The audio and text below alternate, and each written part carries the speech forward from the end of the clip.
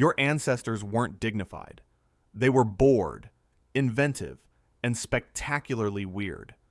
Here are 101 hobbies history, quietly strangled before you could inherit them. 1. You picture the Victorian era as a parade of garden parties, watercolor afternoons, and tasteful refinement. A civilization that had finally figured out how to be sophisticated. What you have conveniently forgotten is that these same paragons of culture spent their disposable income and social capital in aggressive competition over who owned the most impressive collection of dead shellfish. Conchylomania, the obsessive collecting of shells, gripped 18th and 19th century Europe so severely that rare specimens sold for more than a working-class laborer earned in an entire year. Samuel Pepys, the famous diarist, documented shell auctions in London where bidding wars erupted over single oyster specimens with the intensity normally reserved for military procurement. Aristocratic estates across England and France featured purpose-built shell grottos, entire rooms lined floor to ceiling with carefully arranged specimens, as explicit status symbols for guests to admire and envy. The hobby generated its own taxonomy publications, dedicated dealers, specialist storage furniture, and a collector culture treated with the full seriousness of fine art acquisition. History packaged these people as paragons of civilization. They were hoarding expired seafood and calling it culture. The only difference between them and the hoarders you watch on television is the accent and the square footage. 2. You think of Victorian plant enthusiasm as a charming, harmless pastime. Refined ladies pressing flowers into leather journals. Nothing threatening, nothing excessive, nothing remotely worth a second look. What actually happened was a civilization-wide hysteria that stripped British hillsides bare and turned middle-class households into suffocating jungle habitats. The term pteridomania was coined by Charles Kingsley in 1855, specifically to mock the sheer scale of the fern collecting craze then consuming Britain, and he was not exaggerating for comic effect. Collectors stripped entire regions of rare fern species to skeletal emptiness, with certain Welsh and Scottish hillsides effectively deforested of specific varieties within the span of a few collecting decades. Ferns appeared on pottery, wallpaper, ironwork, textiles, jewelry, and gravestones. An entire industrial design language built around the shape of a single plant leaf. Specialized glass terrariums, called Wardian cases, were commercially sold specifically to keep indoor fern collections alive, and owning the right species conferred direct, measurable social status among neighbors who absolutely kept track. They called it a hobby. Ecologists today would call it a one-species extinction campaign, with decorative pottery left behind as a souvenir. The fern never consented to being fashionable. It paid for it anyway. 3. You have been told that ancient Egyptian artifacts were handled with scholarly reverence, carefully studied by serious academics in temperature-controlled rooms with the appropriate institutional gravity. What you were not told is that European elites in the early 19th century threw dinner parties where the main entertainment was physically unwrapping a genuine 3,000-year-old mummified human corpse in the drawing room while guests watched over their dessert. These were not fringe events. Thomas Pettigrew, a surgeon and antiquarian who earned the nickname Mummy Pettigrew, became so celebrated for his public unwrappings that he charged admission and performed before crowds of several hundred people who dressed formally for the occasion. The events were advertised in social calendars alongside concerts and theater, treated as equivalent evenings of refined amusement. Mummies were simultaneously ground into powder and sold as mumia, used medicinally and as a brown oil paint pigment by European old masters, meaning irreplaceable ancient history was literally consumed and painted with. Unwrapping parties peaked roughly between 1820 and 1850 as Egyptian artifacts flooded European markets following Napoleon's campaigns. They believed they were engaging with history. What they were doing was holding a ticketed demolition of it while wearing their best waistcoats. The distinction mattered enormously to the person in the wrappings. 4. You have been assured your whole life that pre-industrial rural recreation was quaint and wholesome. Folk dancing, harvest festivals, honest pastoral simplicity, nothing to examine too closely. What traveling showmen across 17th and 18th century Europe were actually doing was building lucrative careers eating live toads in public markets because audiences would reliably pay good money to watch it happen. Toad eaters were genuine professional performers, assistants to quack medicine sellers who consumed live toads specifically to prove their employer's antidote, worked when they survived the experience. The performance structure was elaborate and deliberate. The toad eater would convulse dramatically after ingestion. The mountebank would produce the cure with appropriate theatrical flourish, and the crowd would buy the medicine in grateful relief. The role was so culturally embedded that it gave the English language the word toady, meaning a shameless flatterer willing to do anything demeaning in service of another person's interests. Records from English market towns and continental European fairs throughout the 1600s and 1700s document these performances as regular commercial entertainment, not exotic fringe spectacle confined to the desperate margins. Medieval pharmaceutical marketing had a human being eat a live amphibian as its core persuasion strategy. Modern advertising is genuinely terrible. At least nobody is ingesting a toad on your behalf to sell you anything. 5. You think of the Enlightenment as an era of serious industrial inventors, practical people, economically motivated, solving real problems with focused rational energy.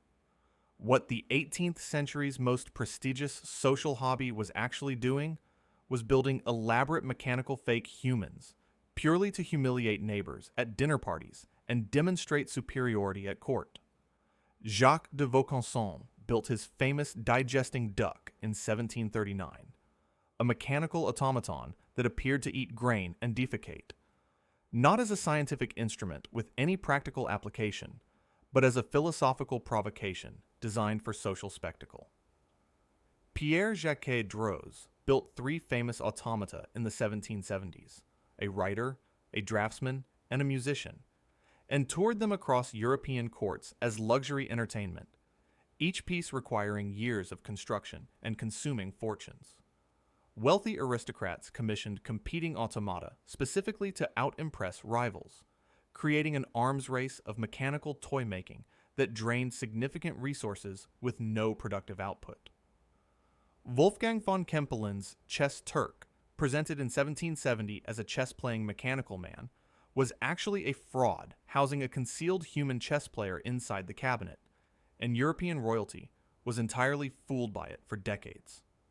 The world's most sophisticated Enlightenment minds spent their genius building expensive clockwork dolls to win social competitions. The era of human progress had the same underlying energy as a neighborhood home renovation war. The stakes were lower. The wigs were better. 6. You believe that medieval folk relied on superstition, while enlightened Europeans moved steadily toward rational scientific medicine. A clean narrative of progress from darkness toward reason. What was actually happening in those enlightened European medicine cabinets was mainstream, expensive, physician-approved consumption of powdered human skull, human fat, and human blood, prescribed as standard medical treatment well into the 1700s. Corpse medicine, known formally as mumia, was widely prescribed by respected physicians across Europe from roughly 1400 through the early 1700s, appearing in serious pharmacological texts with the same confidence as any other remedy. King Charles II of England drank a preparation called the King's Drops, containing distilled human skull as a regular health tonic, not secretly, not shamefully, but as a fashionable and medically endorsed personal regimen. Human fat rendered from executed criminals was sold by European executioners as a legitimate commercial medical commodity, used topically for joint pain and skin conditions by paying customers who considered it reasonable medicine. The practice appeared in the respected natural philosophical writings of Francis Bacon and Robert Boyle, both considered foundational Enlightenment scientific pioneers. The civilization that characterized indigenous peoples as savage for their medical practices was simultaneously purchasing powdered human skull from the local apothecary on physician recommendation. History loves irony that specific, and it never apologizes. 7. You know that traditional rural sporting competitions were clean, dignified, and athletic. Honest tests of physical capability with straightforward outcomes and uncomplicated aesthetics. What some of the most popular competitive events in pre-industrial English and Dutch communities actually involved was grabbing a live, actively resistant, professionally greased eel with your bare hands faster than everyone else assembled in the village and being celebrated for it. Eel catching contests, documented under names including eel pulling, were formal festival events in 17th and 18th century Netherlands, where a live eel was suspended on a rope stretched over a canal, and competitors attempted to seize it from boats below, which required genuine technique because eels secrete a dense mucus coating specifically designed to resist being gripped. Variants existed in England, where eels were released into barrels or ponds, and groups competed to catch the most by hand within a fixed time window. Practitioners who mastered the necessary technique became legitimate local celebrities with reputations that traveled beyond their immediate communities. Dutch eel pulling was ultimately banned in Amsterdam in 1886 following organized animal welfare protests, making it one of the first formal animal cruelty enforcement actions in European municipal history. Your ancestors built entire festival traditions around grabbing a fish that actively does not want to be touched. They were having more concentrated fun than anyone at any modern sporting event, and absolutely nobody involved wanted to admit that out loud. 8. You picture 18th century British estate design as austere, rational, and geometric. Landscapes of ordered Enlightenment values, everything in controlled and purposeful arrangement. What the actual height of elite landscape fashion required was building a fake cave in your garden and paying a live human being to sit in it pretending to be a hermit for 7 consecutive years, under contract, with explicit behavioral restrictions. Ornamental hermits were genuine advertised employment positions in 18th century Britain, with contracts lasting up to 7 years, during which the hired person was prohibited from speaking, cutting their hair, leaving the grounds, or interacting normally with other human beings. Estates including Charles Hamilton's Penge Hill Park in Surrey advertised for hermits as a legitimate staffing category. The salary, adjusted to contemporary equivalents, represented a modest but real income sufficient to attract actual applicants who evaluated the terms and signed. The hermit was expected to remain visible to touring guests, functioning as a living garden ornament, and was provided a cave, a skull, an hourglass, and an appropriate atmosphere of melancholy philosophical contemplation to complete the aesthetic. At least one documented hermit broke his contract by being spotted in a local pub, forfeiting all 7 years of accumulated wages in a single social error. The 18th century's answer to garden sculpture was a miserable human being, contractually forbidden to have a conversation. Your garden gnome is a significantly more dignified and legally uncomplicated successor. 9. You assume that the scientific study of the human body was a properly authorized, academically controlled enterprise. Credentialed professionals working in sanctioned institutions with appropriate institutional oversight, keeping the whole operation orderly and above reproach. What actually created an entire commercial security industry in Britain was that enthusiastic amateur anatomy enthusiasts would otherwise dig up fresh graves for cadavers, and someone had to stop them. Resurrectionists, professional body snatchers, operated as a recognized criminal trade in Britain from roughly 1720 through 1832, driven not exclusively by medical school demand, but also by private amateur interest in anatomical study. Mort safes, iron cages bolted directly over graves, were commercially manufactured products sold by Scottish and English blacksmiths specifically to prevent theft of recently buried bodies, with sufficient demand to sustain multiple competing manufacturers simultaneously. Watch houses were built in churchyards across Britain, staffed by paid guards, creating an entire private security profession whose sole function was preventing science enthusiasts from treating cemeteries as their personal supply depot. The Anatomy Act of 1832 was passed specifically to address the body snatching crisis, meaning the hobby was culturally significant enough to require formal parliamentary legislation as a response. British churchyards installed security infrastructure specifically because intellectually curious people would otherwise repossess the contents. The Enlightenment was extremely committed to its educational pursuits. The dead were considerably less enthusiastic about participating. 10. You think that displays of competitive eating have always been lowbrow entertainment. A crude, working-class spectacle appropriately confined to the disreputable end of any town's social calendar, far from the serious ledgers of respectable institutions. What was actually recorded in the betting books of White's Club and Brooks's Club in London, the same ledgers formerly recording horse race wagers and political election stakes, were precise, witnessed, legally signed bets on how much a single named individual could eat within a specified time, treated with completely identical institutional seriousness. One documented wager from 1778 involved a formally witnessed bet on whether a man could consume a specific quantity of food within a set time, signed by multiple named witnesses, and entered into the official club record with no apparent embarrassment from any party involved. Digestive wagers extended to drinking contests with specific quantities, measured time frames, and agreed observational rules, creating the functional equivalent of a regulated amateur sport with unofficial but consistently applied officiating standards. The framing in contemporary correspondence treated these events as questions of human physiological capacity belonging to natural philosophy, placing competitive eating in the same conceptual category as the scientific demonstrations presented to the Royal Society. The same institutions that shaped British parliamentary democracy maintained careful records of who ate the most beef in an hour.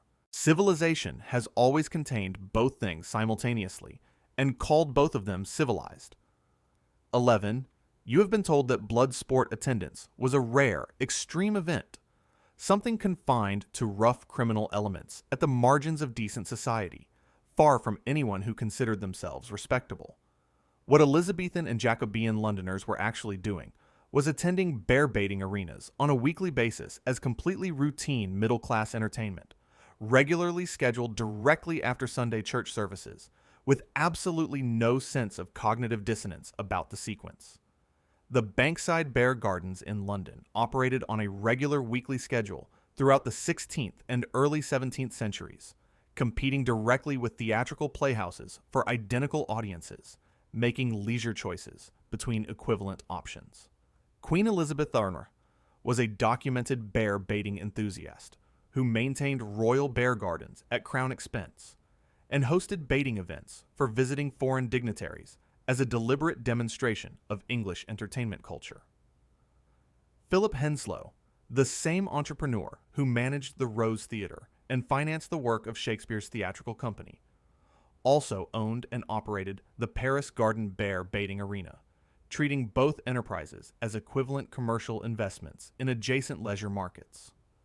Samuel Pepys recorded attending bear baiting in his famous diary with the same casual, pleasant tone as noting an agreeable afternoon spent in any other way. The same cultural moment that produced Shakespeare also produced a packed weekly schedule of bear fights attended by the middle class immediately after religious services. History is never as tidy as the literature survey suggests it should be. 12.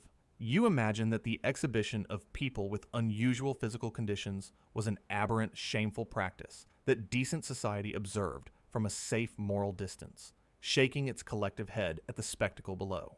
What subscription membership to exhibition halls displaying people with physical differences actually was, across 18th and 19th century Europe and America, was a respectable, recurring leisure activity for middle-class families who purchased tickets, brought children, and returned for subsequent visits without apparent discomfort.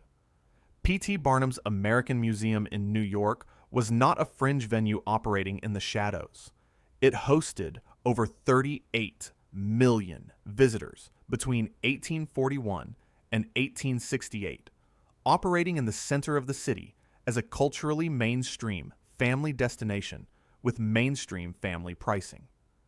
In Britain, exhibits at venues, including the Egyptian Hall in Piccadilly, were reviewed in mainstream newspapers using the same critical tone applied to theater or art exhibitions, treating them as legitimate cultural programming worth considered journalistic attention.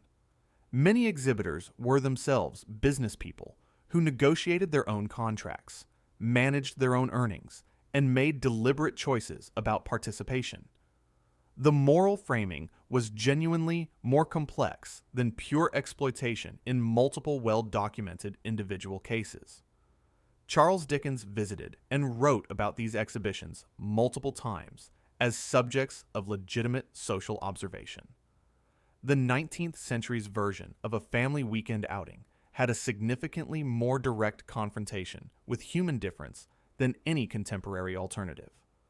Whether that was honesty or cruelty depended entirely on who was looking and from which direction. 13. You believe that pseudoscientific fads were always the province of the uneducated, the gullible, and the rural, certainly far from the sophisticated drawing rooms where educated people thought properly and dismissed nonsense with appropriate speed. What educated Parisian and Viennese elites were actually paying serious money to attend were group hypnosis sessions held as fashionable social engagements, often conducted while participants sat holding iron rods emerging from a magnetized wooden tub connected to each other by ropes, waiting for therapeutic convulsions. Franz Anton Mesmer operated his famous baquet, a large wooden tub filled with water, iron filings, and glass rods, in Paris from 1778, with sessions attended by aristocrats, intellectuals, and eventually members of the Queen's court circle who made appointments and arrived in their best clothes. Patients connected themselves by rope, gripped the rods, and awaited magnetic crises, essentially group convulsions believed to indicate healing progress, in an atmosphere of charged collective anticipation. A French royal commission, including Benjamin Franklin, Antoine Lavoisier, and Joseph Ignace Guillotin, was assembled in 1784, specifically to investigate and ultimately debunk mesmerism. The social craze required a multi-scientist government response to address its scale. Mesmerism clubs spread across Europe with formal membership, regular meeting schedules, and published newsletters. The intellectual elite of the Enlightenment paid a man to sit them around a magnetized bucket and wait for convulsions. The smarter the era, the more spectacular its collective lapses in judgment tend to be. 14. You know that lace making was always and exclusively a feminine domestic craft, delicate, private, and culturally unremarkable, safely filed under activities that required no further examination. What dominant European guild practice actually looked like for the first several centuries of fine lace production was skilled male craftsmen controlling the trade through formal professional organizations with apprenticeship structures identical to those of stonemasons or goldsmiths, making the most socially visible lace in European history. Flemish and Italian lace guilds of the 15th and 16th centuries were predominantly male professional organizations with formal membership requirements, documented apprenticeship records, and economic stakes significant enough to be worth protecting through guild regulation. Male lace makers produced the elaborate ruffs and standing collars worn by royalty across European courts. The most technically demanding and politically visible lace objects of the period were made predominantly by professional male craftsmen employed for the purpose. The transition to female domestic lace making was largely an economic phenomenon. As trade economies shifted, lace making was progressively pushed into home-based piecework.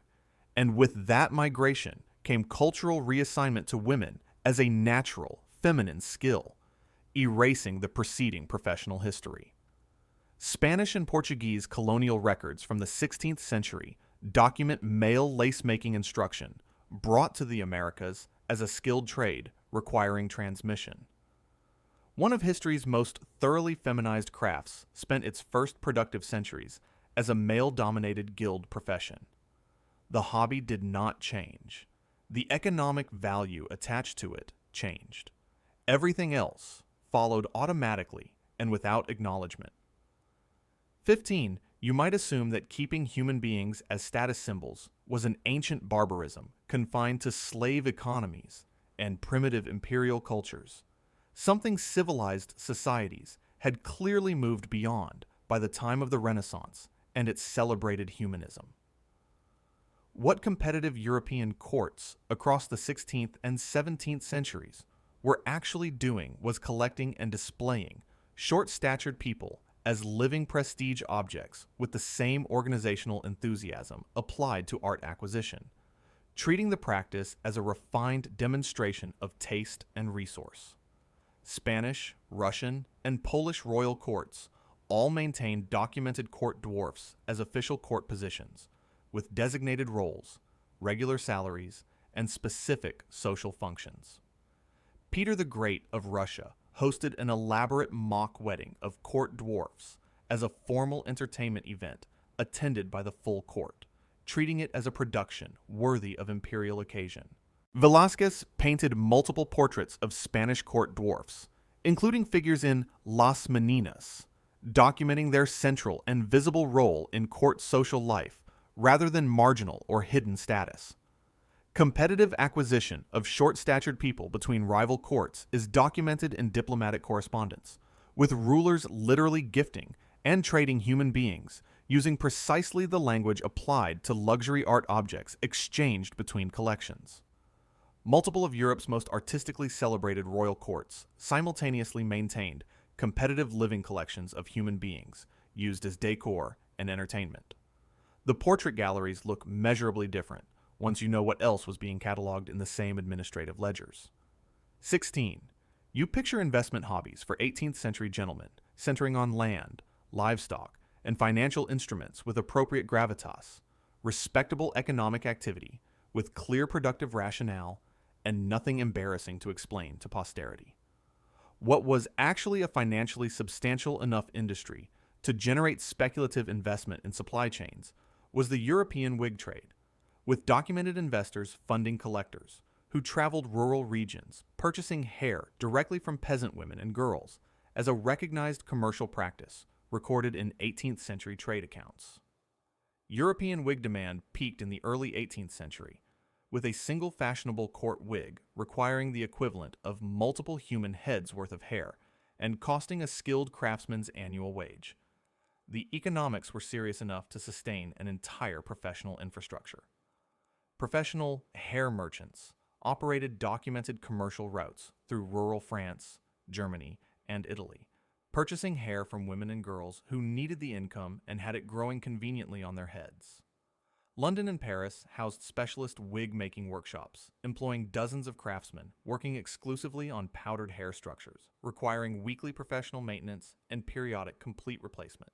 The collapse of the wig trade following the French Revolution was economically significant enough to cause documented unemployment crises in both French and English wig-making industries. The fashion statement had real industrial mass. Every powdered wig at Versailles was constructed from someone else's actual hair, purchased for a fraction of its ultimate display value. The supply chain for aristocratic vanity has always run in one direction only.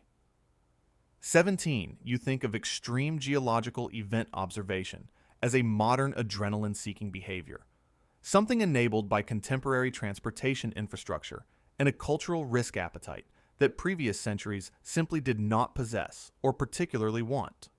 What 18th century European tourists actually did was make deliberate, expensive, multi-week journeys for the specific purpose of watching Vesuvius erupt, and complained with genuine frustration when it was not actively destroying anything upon their scheduled arrival. The Grand Tour, the mandatory finishing journey for wealthy young European men, included Naples and Vesuvius as standard itinerary items, with eruption watching explicitly listed in contemporary travel guides as a primary attraction, meriting dedicated scheduling. Sir William Hamilton, British ambassador to Naples from 1764 to 1800, climbed Vesuvius over 60 documented times and published detailed illustrated books of eruption observations that were received as fashionable scientific artistic publications by educated European readers. Travel journals from the period contain multiple accounts of tourists expressing genuine scheduling frustration and adjusting departure dates around anticipated eruption windows, treating active volcanic events as timetabled entertainment, subject to reasonable consumer expectations about reliability. The 1767 Vesuvius eruption drew documented crowds of European observers who hired local guides specifically to move closer to active lava flows, treating the lethal geological event as a better positioned spectator experience. The 18th century equivalent of complaining that your theme park attraction was temporarily unavailable was arriving in Naples to find Vesuvius not currently incinerating anything. History's tourists were deeply, impressively entitled about their volcanic entertainment. 18, you picture Victorian rat baiting as an underground criminal enterprise. Shadowy, disreputable, confined to the dangerous fringes of industrial society, where decent people would never voluntarily go. What actually happened is that rat-baiting venues in London operated entirely openly, were reviewed in sporting publications with the same editorial tone applied to horse racing, and attracted documented attendance from members of parliament, practicing physicians, and respected journalists who signed their real names to betting ledgers without apparent concern for their reputations. The most famous London venue, operated by Jack Black at the Blue Anchor Tavern in Bunhill Row, was described in enthusiastic and unapologetic detail by journalist Henry Mayhew in London Labour and the London Poor in 1851, not as an exposé, but as straightforward documentation of a recognized leisure institution. Champion rat-killing dogs were celebrity animals with published performance records, public obituaries when they died, and commemorative portraits commissioned by owners who considered the investment appropriate. A legislative bill attempting to restrict rat baiting in the 1840s faced genuine parliamentary opposition, specifically on the grounds that such regulation would constitute social overreach. Legitimate political debate actively protected the sport from interference. The Victorian age that produced public health reform and organized moral campaigns simultaneously published sporting newspapers covering rat-killing statistics with complete statistical seriousness. Civilization tends to hold contradictory positions simultaneously and calls both of them progress. 19, you assume that early electrical experimentation was a cautious, laboratory-confined scientific enterprise. Credentialed professionals working under controlled conditions with appropriate institutional gravity, keeping dangerous phenomena safely away from untrained public interference. What fashionable European parlor entertainment in the 18th century actually looked like was deliberately electrocuting yourself and your dinner guests. Enthusiastically endorsed by scientists who had every professional reason to know better and proceeded anyway. The electrical kiss, in which a woman was charged with static electricity and male guests competed to kiss her and receive a shock, was a documented, repeatedly described parlor game in 18th century French and German social settings, treated as charming and mildly thrilling rather than medically inadvisable.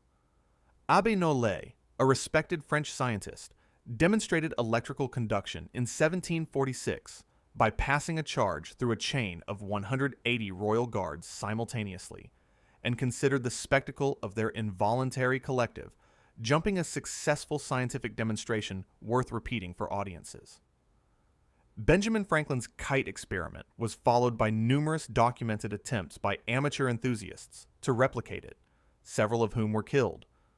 The deaths were reported in newspapers without significantly dampening general enthusiasm for the hobby among those who remained alive. Electric therapy salons charged fashionable London and Paris clients admission to receive deliberate electrical shocks marketed as health treatments, with waiting lists. The gap between discovering something and finding an irresponsible application for it has historically been very short. 20. You have been told that skull-reading pseudoscience was a fringe eccentricity, something practiced by obvious quacks operating in disreputable locations. Dismissed with appropriate speed by anyone with a proper education and access to better information. What phrenology clubs actually were throughout the 19th century were respectable social organizations with formal membership roles, elected officers, published journals, regular lecture schedules, and institutional standing that placed them culturally alongside legitimate scientific societies in the same cities. The Edinburgh Phrenological Society was founded in 1820 by George Combe and operated with a fully formal organizational structure, publishing a dedicated journal, hosting public lectures, and maintaining membership records that included professional men who considered participation a mark of intellectual engagement rather than credulity.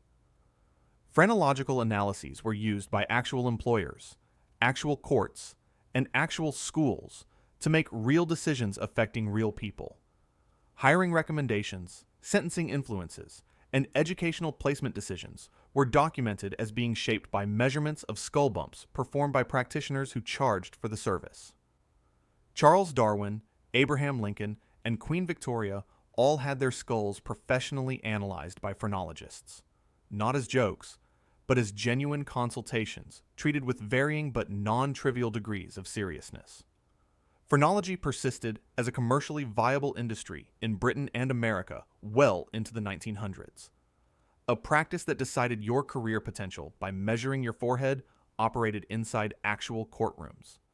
That is the sentence history would prefer you not read carefully. 21. You imagine that anatomical models were strictly scientific educational instruments.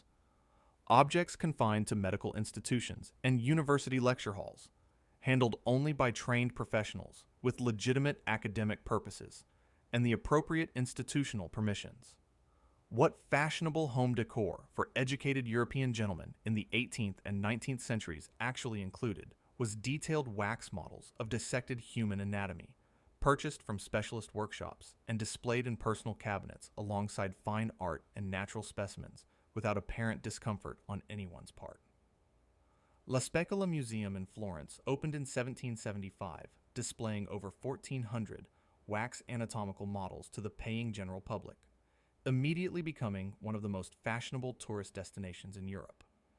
Visitors included Holy Roman Emperor Joseph II and Grand Duke Leopold, who attended as discerning cultural consumers rather than medical professionals.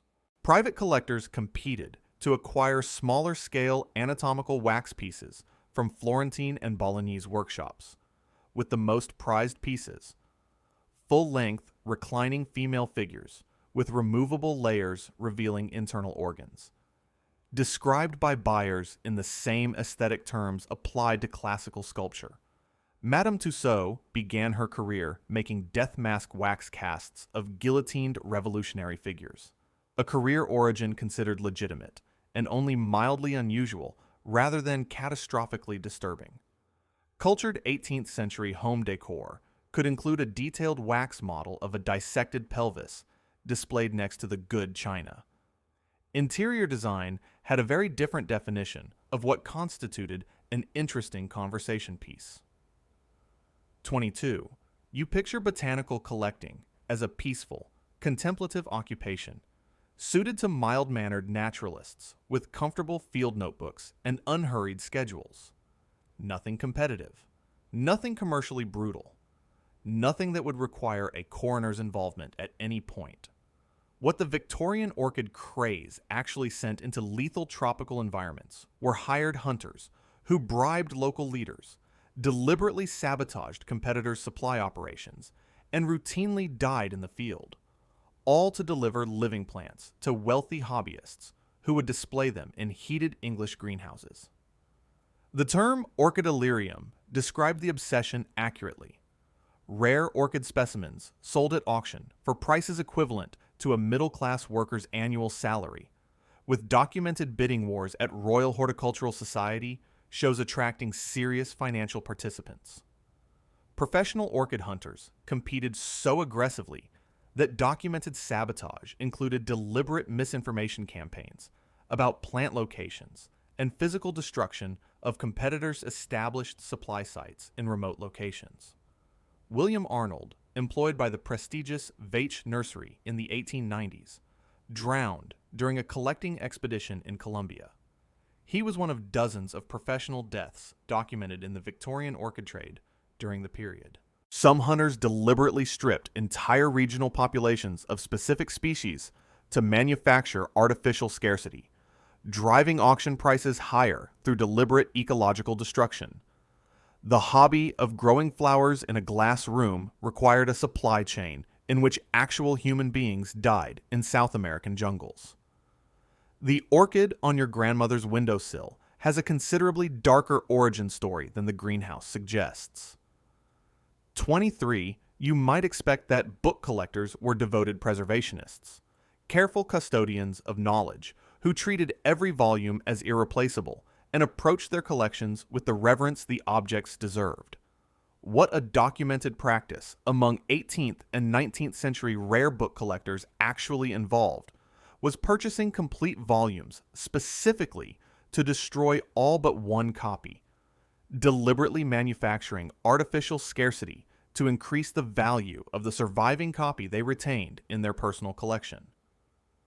Grangerizing, the practice of cutting illustrations out of rare books to paste into personal collections, deliberately destroyed the source volume in the process, with collectors who pursued the practice considered eccentric, but not beyond the social pale.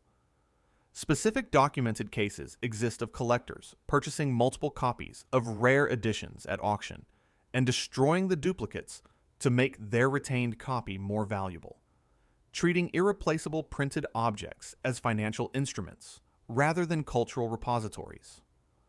The Roxburgh sale of 1812, one of the most famous rare book auctions in British history, was driven partly by collector competition that structurally incentivized scarcity, with bidders discussing copy reduction strategies in contemporary correspondence with no apparent embarrassment.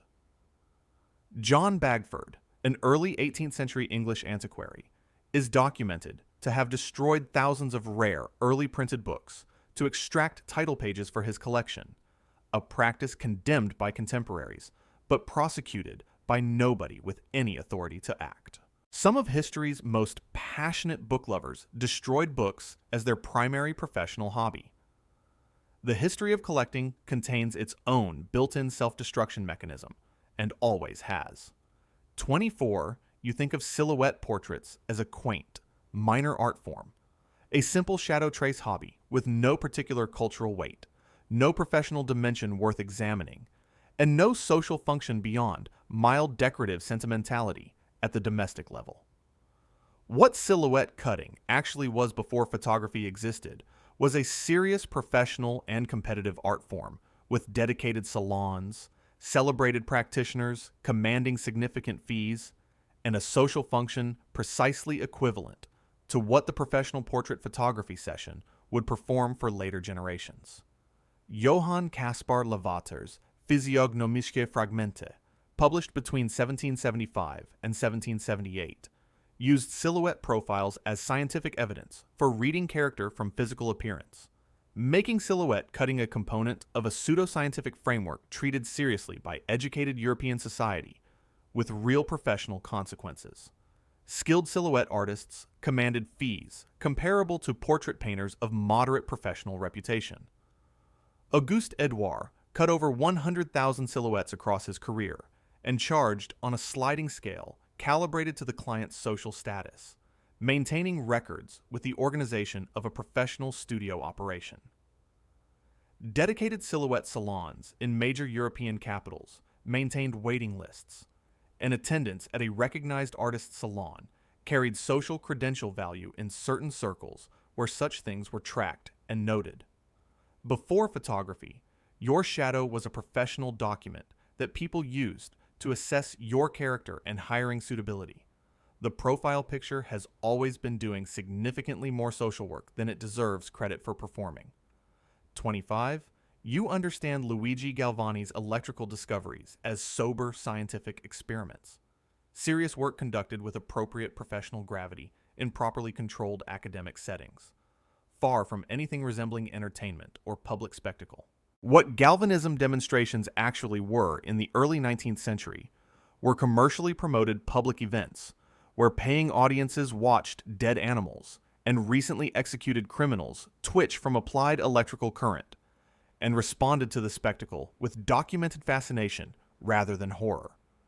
Giovanni Aldini, Galvani's nephew, toured Europe in 1802 and 1803, conducting public demonstrations on executed criminals, most famously applying electrical current to the corpse of executed murderer George Forster in London, causing violent muscular contractions observed by a formal public audience that included men of professional standing. The demonstration was reported in the Times of London and other mainstream newspapers with detailed clinical enthusiasm.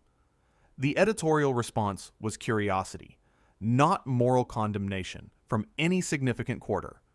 Mary Shelley acknowledged that these public demonstrations directly influenced her thinking as she developed Frankenstein in 1818. The fictional horror had its roots in an event that had been covered as last week's entertainment news.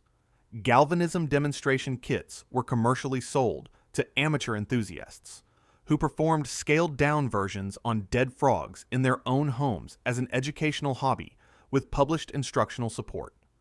The story of a scientist animating dead tissue with electricity was not science fiction when Shelley wrote it. She simply added a moral to proceedings that had been happening without one. 26. You think of almanacs as practical agricultural reference tools. Weather calendars for farmers making planting decisions. Useful and functional and completely free of anything resembling organized gambling infrastructure.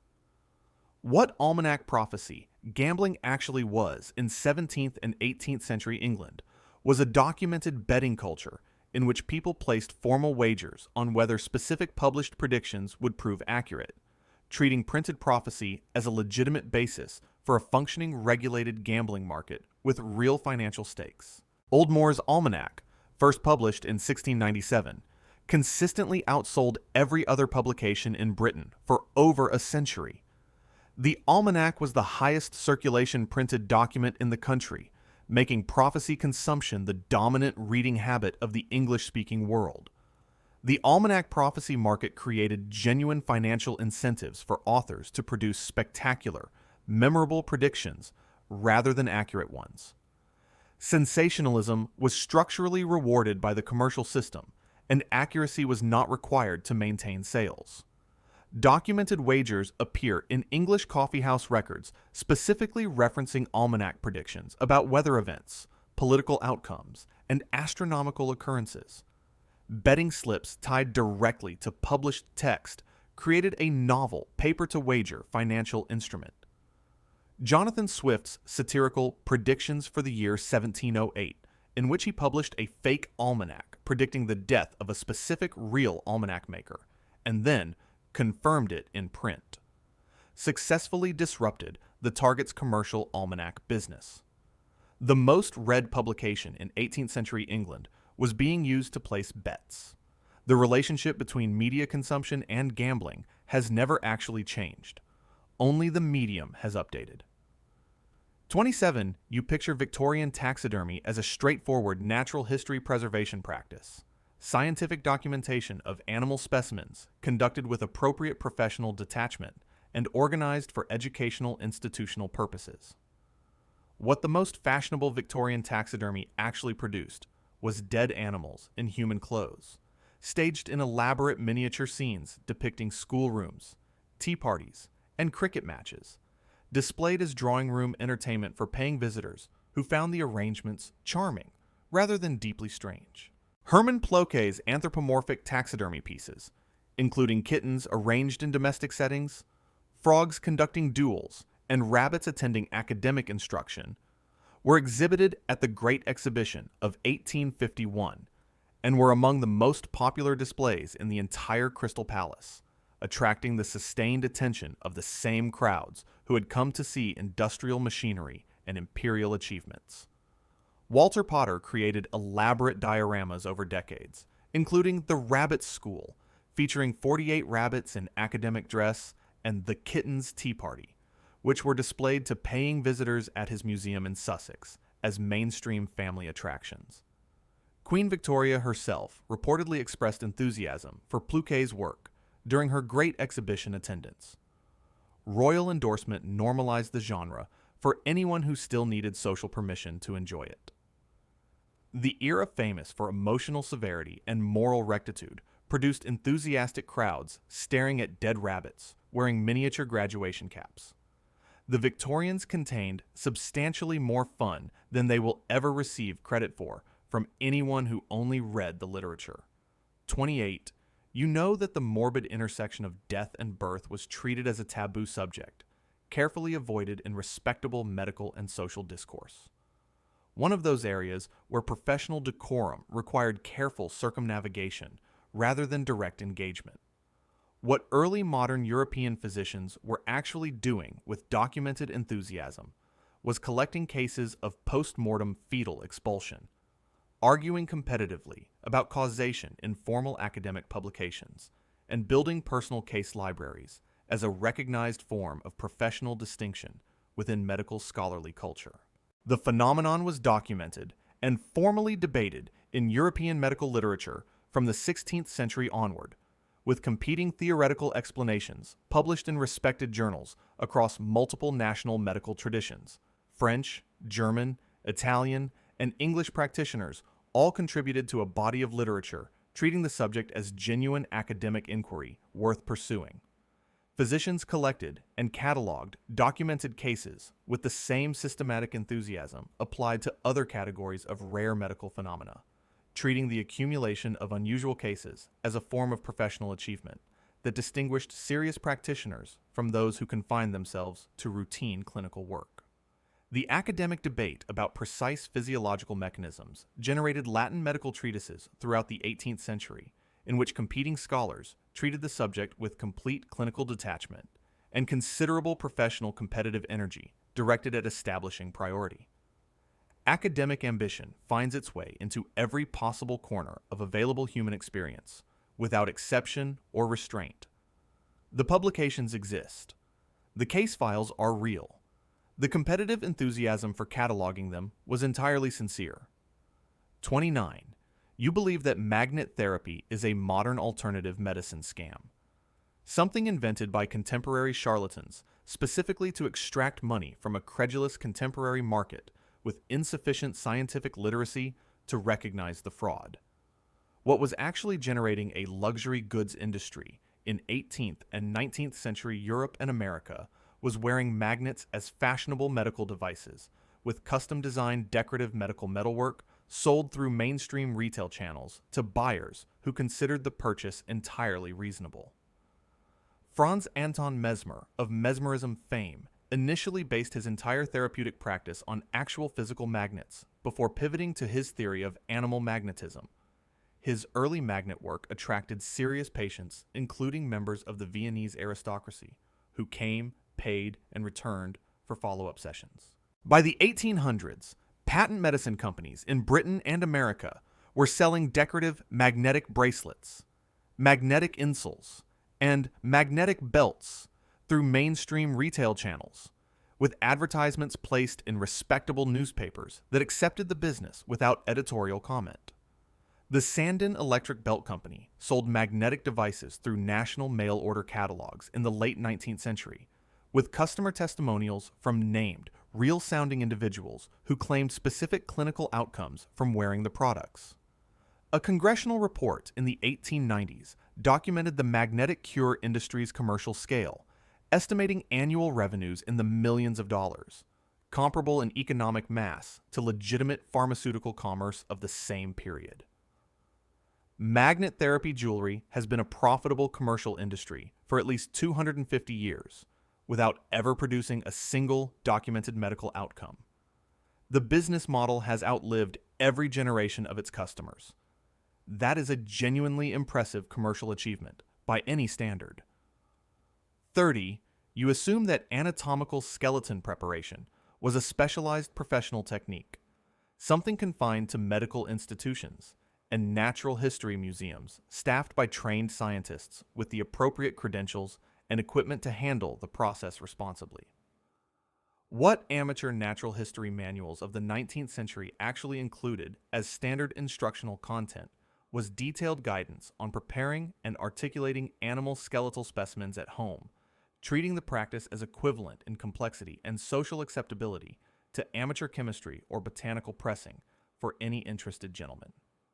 Frederick Ruysche, the 17th century Dutch anatomist, was celebrated for creating elaborate bone and preserved organ arrangements displayed as aesthetic objects. His work was personally toured by Peter the Great of Russia and directly influenced the cabinet of curiosity tradition that shaped elite European collecting culture for generations. Commercial supply companies sold articulation wires, mounting boards, and bleaching compounds specifically to amateur enthusiasts who had no institutional affiliation and no professional supervision, sustaining a dedicated consumer goods market around the home preparation of animal remains. Charles Darwin maintained skeletal specimens at Down House, prepared partly by his own hand as a standard tool of his naturalist practice. Amateur skeleton preparation was a normal part of the gentleman naturalist's practical toolkit, rather than an unusual or fringe activity. The gentleman scholar's home study contained a desk, reference books, geological samples, and a personally assembled animal skeleton displayed for aesthetic and scientific reference. Victorian hobbies were consistently and impressively committed to going all the way with whatever they started. 31. You believe that photographing dead relatives is an extreme modern morbid subcultural practice, something confined to specific contemporary communities operating well outside the mainstream, involving sensibilities that most people would find incomprehensible in any ordinary social context. What postmortem photography actually was throughout the 19th century was a standard, mainstream, emotionally normalized practice across America and Europe, with professional studios advertising the service in mainstream newspapers alongside their standard portrait sittings, and families treating the resulting images as cherished and permanent keepsakes. Postmortem photography was commercially viable from the earliest days of daguerreotype photography in the 1840s. Studios advertised the service as a routine offering from the technology's very introduction, not as a niche specialty requiring special arrangement or explanation. For many 19th century families, a postmortem photograph was the only photograph that would ever exist of a particular family member. Given the cost and relative novelty of photography, death provided the first social occasion considered serious enough to justify the expense of professional documentation. Documented photography conventions included posing deceased subjects, particularly children, in lifelike positions, with eyes sometimes propped open or pupils painted onto closed eyelids in post-production to create the visual appearance of living presence. The practice was documented across all social classes, with surviving postmortem photography albums from working class, middle class, and aristocratic family collections alike, demonstrating normalized rather than exceptional use. Death has always been more present in daily life than any particular century wants to officially acknowledge while it is happening. 32. You think that urine analysis as a diagnostic medical tool required the development of modern laboratory chemistry before it could be useful. That something called scientific medicine had to arrive before your kidneys could tell anyone anything clinically meaningful.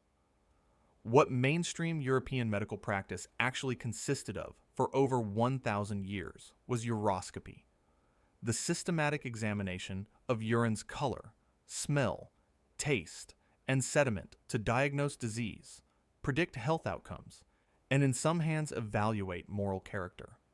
Conducted by trained physicians using dedicated equipment and a sophisticated published classification system. Matula charts, illustrated reference guides showing urine samples in labeled glass flasks with corresponding diagnoses printed alongside, were standard physician reference tools from the medieval period through the 17th century, printed in substantial editions and widely distributed to practitioners who consulted them in clinical settings.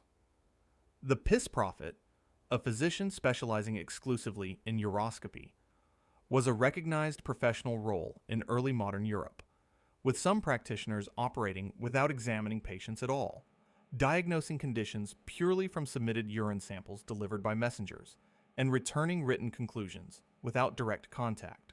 Sweetness as a diagnostic criterion was documented in medieval and early modern uroscopy, accurately identifying what we now recognize as diabetes through a method that was genuinely correct in its observation and entirely wrong about its theoretical framework. The accuracy on that specific condition gave the entire practice undeserved credibility for its many non-functioning applications. European medicine spent 1,000 years developing an elaborately illustrated system for examining urine that was correct about exactly one thing. The confidence with which the wrong parts were practiced simultaneously is the real historical instruction. 33. You know that the theory of spontaneous generation, life arising from non-living matter, was a philosophical abstraction debated only by academic scholars in the formal language of natural philosophy, safely removed from anything resembling hands-on experimental enthusiasm at the domestic level. What educated gentlemen experimenters in the 17th and 18th centuries were actually doing in their homes was leaving rotting meat in carefully controlled conditions to observe and document the appearance of insects and microorganisms, treating the resulting maggots as evidence of creative natural processes rather than the entirely expected outcome of leaving meat uncovered near flies.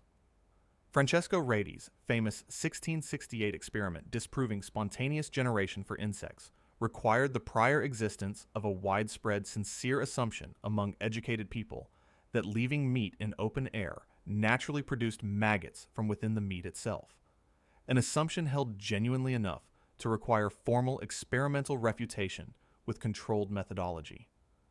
Amateur naturalists described and published their own home observations of spontaneous generation with the confidence of people recording real phenomena, treating insect appearance on rotting matter as a window into creative natural process rather than basic contamination.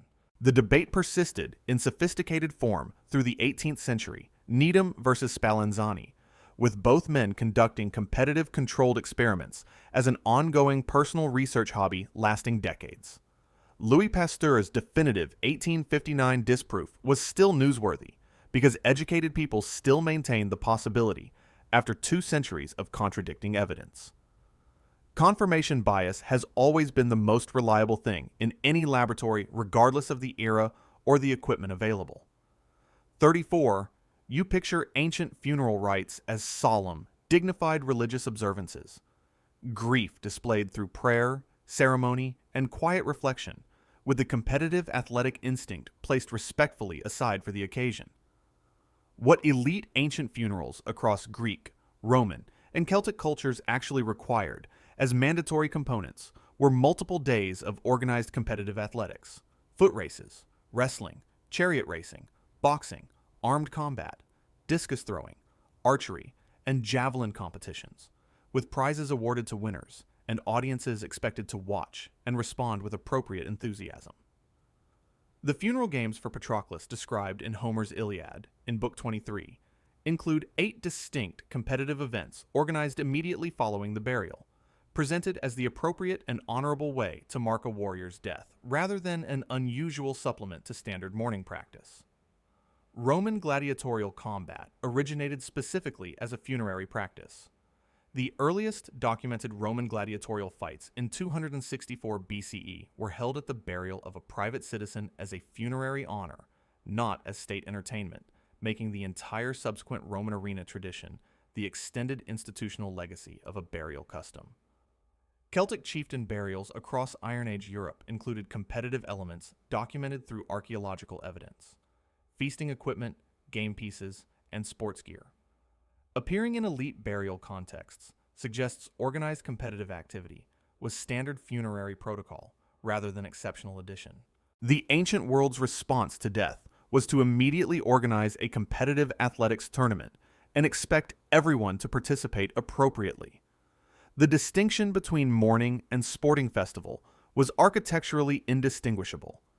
History had its priorities arranged in a very different order than the one you inherited. 35. You know that physiognomy, reading character from facial features, was a fringe pseudoscience with no serious institutional defenders, confined to obvious quacks operating at the edges of respectable intellectual life. What actually happened is that commissioned professional artists produced illustrated criminal type catalogs used by courts, employers, and the general public, with serious academic defenders whose social and intellectual credentials were substantial enough to reach the highest levels of European scholarship. Johann Caspar Lavatiere's Essays on Physiognomy, published between 1775 and 1778, ran to multiple editions and translations across Europe. Goethe assisted in its production and initially endorsed the project, lending it literary and intellectual credibility that kept critics cautious. Cesare Lombroso's Criminal Man in 1876 extended physiognomy directly into criminology, with his criminal type illustrations used in actual Italian court proceedings and influencing criminal justice policy across Europe and America through direct institutional adoption. Dedicated artists were commissioned to produce systematic illustrated guides to recognizable criminal face types, commercially published, widely purchased, and displayed in public institutions that treated them as useful reference materials. The photographic mugshot format carries physiognomic assumptions about categorical face types into present-day use, making the legacy of facial character reading operational in contemporary law enforcement photography. Multiple generations of serious scientists produced elaborately illustrated books claiming to predict criminality from cheekbone measurements. The books were genuinely beautiful. The science was not. Both things remained true simultaneously without resolving the contradiction. 36. You consider handwriting analysis as a character assessment tool, a harmless contemporary personality test quirk, something people do at weekend workshops without any serious institutional consequences for anyone involved. What major corporations and government agencies were actually doing throughout the 20th century was using graphology as a legitimate employment screening tool, making real hiring decisions affecting real careers based on how job applicants formed the loops in their lowercase letters, long after the scientific community had conclusively discredited the practice. French graphologist Jean-Charles Gilles Messany published formally and consulted for major French corporations into the 1980s and 1990s. France was the last major European country using graphology in employment screening at genuine industrial scale, with enough practitioners to constitute a recognized professional sector. A 1988 survey of British employers found that 3% still used graphological analysis in hiring decisions. A small percentage representing a large, absolute number of workers whose careers were being assessed by the shape of their handwriting, rather than their demonstrable professional capabilities. Israeli companies were documented using graphological analysis in hiring processes into the 2000s, treating it as a standard application element alongside formal interviews and professional references. Multiple peer-reviewed meta-analyses conducted between 1980 and 2000 confirmed zero predictive validity for graphology across any measured employment outcome, producing results that did not stop the practice. Major corporations continued deciding who to hire based on letter formation decades after science confirmed it predicted nothing whatsoever. Employment screening has always been partly theater. Graphology simply made the theatrical component impossible to overlook. 37, you might think that rhinoceros beetle fighting as entertainment was a localized, marginal practice confined to specific cultural contexts that never achieved broader cultural legitimacy or serious financial stakes worth examining. What rhinoceros beetle fighting actually is in Thailand, Japan, and across Southeast and East Asia is a commercially substantial, formally organized recreational activity with professional breeding programs, specialist traders, and prize specimens commanding prices that belong in a different conversation entirely. In Thailand, Rhinoceros beetle fighting has been documented by anthropologists as a commercially organized activity with dedicated markets, professional breeders maintaining bloodlines across generations, and established betting conventions operated through recognized social structures rather than casual informal arrangements. Japanese stag beetle collecting and competition has generated a commercial market in which exceptional specimens have sold for over $90,000 at documented auction, a single insect commanding a luxury goods price that exceeds the annual income of most of the people who would find that figure difficult to believe. The beetle collecting culture in Japan includes dedicated seasonal markets, published specialist breeding guides, retail stores, and professional advisory services, constituting the full infrastructure of a serious organized hobby industry.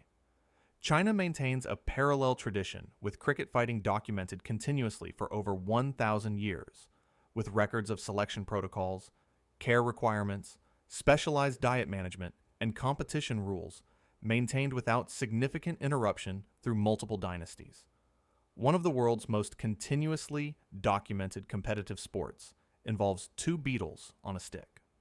History respects continuity above all other virtues, regardless of what specifically is being continued. 38. You believe that elaborate male grooming as competitive status signaling is a modern phenomenon, a recent cultural development entirely without meaningful historical precedent in masculine social culture anywhere worth taking seriously. What male grooming has historically included as documented status competition ranges from Elizabethan men dyeing their beards elaborate colors to 18th century European men maintaining foot-long curled mustaches with specialist wax, making contemporary grooming practices look deeply, almost embarrassingly conservative by direct comparison. Elizabethan English men wore beards in elaborate shaped styles, forked, stiletto-pointed, spade-shaped, and some records document beard dyeing with saffron for gold coloring, indigo for blue, and other pigments as deliberate fashion statements in a competitive social environment, where visible grooming choices communicated clear social information. 19th century competitive mustache growing was formalized enough to produce organized competitions in German-speaking Europe with documented prize categories, assessing length, curl complexity, and symmetry. The direct institutional ancestor of contemporary world beard and mustache championship events that continue operating today. Ottoman court culture maintained elaborate beard and mustache protocols in which specific facial hair configurations were associated with specific official ranks and titles, making facial hair a functional element of professional uniform, rather than merely personal aesthetic preference. Men have been competing over facial hair arrangements for as long as facial hair has existed as a biological feature. The only thing that changes between generations is which specific configuration currently signals that you have more free time than productive outlets for it. 39. You think of theatrical death performance in drama as universally understood stylized artifice. Everyone in the audience recognizing the convention and responding accordingly, with no particular evaluative pressure applied to the technical execution of the dyeing itself. What Victorian theater audiences actually did was evaluate the quality of dyeing performances with the same critical seriousness applied to operatic singing, with mainstream reviewers devoting multiple dedicated paragraphs to the technical assessment of how convincingly and specifically an actor died during the production they were covering. Victorian theater critics regularly wrote detailed critical assessments, specifically of individual actors' death scenes, analyzing the physical specificity, emotional detail, and dramatic timing of the dyeing as a distinct technical skill category, with agreed-upon quality criteria that readers understood and applied their own judgments against. Edmund Kean, the celebrated early 19th century actor, was specifically celebrated for the physical detail and emotional precision of his death performances. Contemporary reviews treat his dying scenes as the artistic pinnacle of his entire body of work, rather than as one element among many. Audiences attending melodramas vocally responded to death scenes with documented intensity, crying out, leaving the theater, and in some cases losing consciousness. With these responses recorded in contemporary newspaper accounts as evidence of successful theatrical achievement rather than medical incidents requiring management. Stage blood formulations were developed as specialized commercial theatrical products with their own supply market, specifically to meet audience expectations for realistic death scene visual detail. Victorian theatergoers paid for admission to watch someone die convincingly, and then evaluated the technical quality of the execution afterward. The performance review section, covering death quality specifically, is not something contemporary critics are currently asked to maintain. Whether this represents progress is a genuinely open question. 40. You assume that keeping exotic animals was a royal prerogative confined to formal menageries with professional management infrastructure, a pursuit requiring the resources and institutional organization that only actual monarchs could reasonably sustain. What wealthy private citizens and minor aristocrats across Europe were actually doing was maintaining personal collections of exotic birds, pelicans, ibises, cranes, and parrots, as competitive status hobbies with no professional management, significant animal mortality from entirely predictable climate mismatch, and apparently inexhaustible enthusiasm for replacing the losses. The pelicans currently resident in St. James's Park in London descend from a gift presented by the Russian ambassador to Charles II in 1664. Royal exotic bird keeping was casual enough for a diplomatic pelican gift to be treated as a perfectly normal and entirely manageable gesture. Tudor and Stuart-era household accounts from non-royal aristocratic estates include documented expenses for exotic bird purchase, housing construction, and specialist feed. Peacocks, cranes, and parrots appear regularly in estate financial records as routine household costs managed alongside kitchen and stable expenditure. Documented bird mortality in private collections was extremely high. Exotic species from tropical climates routinely died in northern European winters within months of acquisition, but replacement purchasing continued without apparent reconsideration, suggesting display value exceeded practical cost by a margin that no accountant's objection could overcome. European aristocrats were importing tropical birds at significant expense and losing them to English weather at significant speed, indefinitely, because stopping would mean admitting the enterprise was more expensive than dignified. Status hobbies have never been primarily about the stated object. 41. You picture hair powdering as a routine grooming service. Stylists applying powder to wigs as a quick finishing step with no particular logistical complexity or political consequence worth examining. What hair and wig powdering actually required in fashionable aristocratic households was dedicated rooms, specialist servants with recognized professional skills, vast quantities of starch or wheat flour applied through elaborate multi-step rituals, and eventually a government tax significant enough to generate over £200,000 in its first year of collection. Britain's Hair Powder Act of 1795 imposed a 1 guinea annual tax on anyone wishing to use hair powder, generating that substantial first-year revenue, which indicates with considerable clarity how many people had been powdering their hair regularly enough to make the tax commercially viable as a government revenue strategy. Aristocratic houses maintained dedicated powder rooms, small closets with paper or cloth wall coverings, where powdering was performed specifically to contain the substantial mess the process created, giving the English language a domestic euphemism whose origin most contemporary users have never considered. Servants specializing in powder application were distinct staff positions in large households, with skilled powder application constituting a recognized service role with its own professional terminology, and presumably its own professional opinions about the whole business. The tax sparked a fashion shift away from powder almost immediately.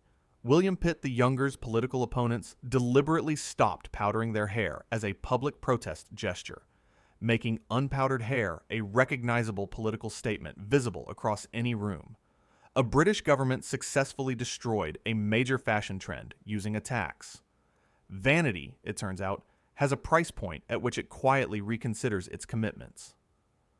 42. You think of competitive endurance events as a modern phenomenon with safety protocols, medical oversight, and the kind of regulatory framework that ensures participant welfare remains at the center of the enterprise.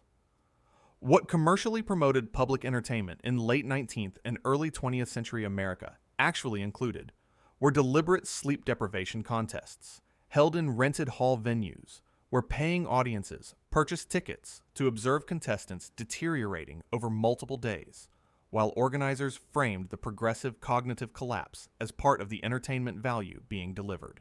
Walkathon, an endurance contest culture of the 1920s and 1930s, extended explicitly into sleeplessness competitions.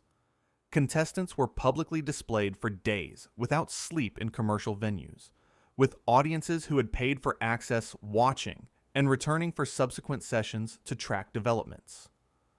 Robert Ripley's Believe It or Not phenomenon and associated media culture actively promoted and publicized extreme human endurance records throughout this period, creating a celebrity economy specifically organized around documented human suffering that audiences found compelling enough to support commercially. Records for deliberate wakefulness were claimed, disputed, and reported in mainstream newspapers as legitimate news items, with claims of 11 or more days without sleep receiving the same editorial treatment as sports records. Contemporary medical understanding of sleep deprivation psychosis was limited enough that contestants showing signs of active hallucination were often presented to paying audiences as part of the entertainment value rather than removed for medical intervention. Ticket purchasing audiences attended venues to watch sleep-deprived strangers hallucinate across multiple days. The entertainment industry has always been prepared to monetize human suffering. The current iteration is simply more euphemistic about the arrangement. 43. You think of medicinal bloodletting with leeches as a physician-administered clinical procedure confined to professional medical settings, something requiring trained oversight and the appropriate institutional infrastructure to be conducted responsibly.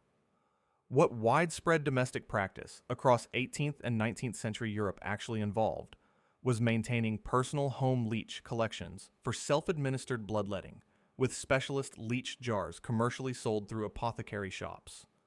Leech health guidance published for home users in widely distributed manuals, and leech markets operating at commercial scale in major European cities. European leech demand during the peak bloodletting era of roughly 1820 through 1850 was extraordinary in scale.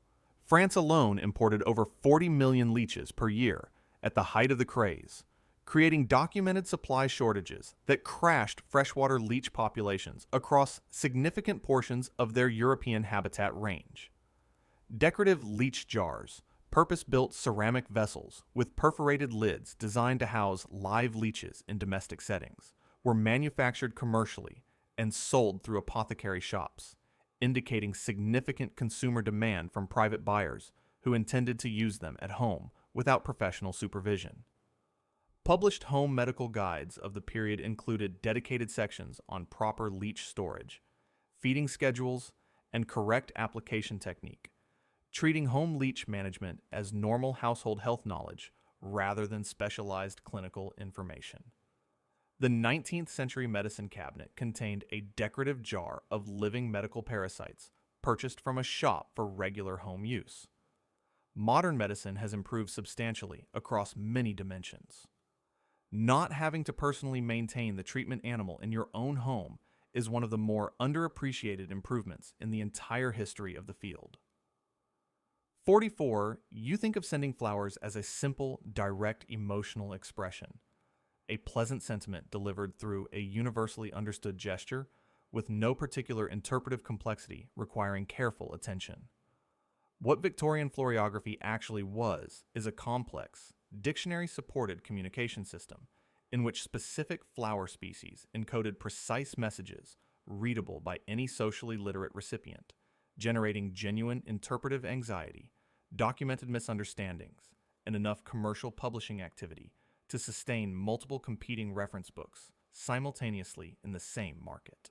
Multiple competing florography dictionaries were published in Britain and America throughout the 19th century.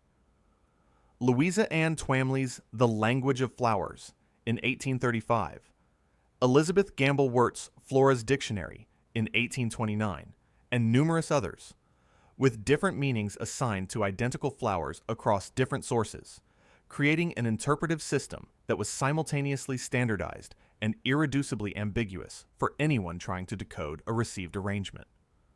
Social application was treated seriously. Flowers sent in courtship contexts were decoded with genuine anxious attention, and documented letters describe real distress and confusion over bouquets, whose component meanings produced contradictory readings depending on which dictionary the recipient consulted. Tussie Mussies, small handheld bouquets specifically constructed to communicate complete messages through deliberate flower combination, were manufactured and sold as communication devices rather than decorative objects.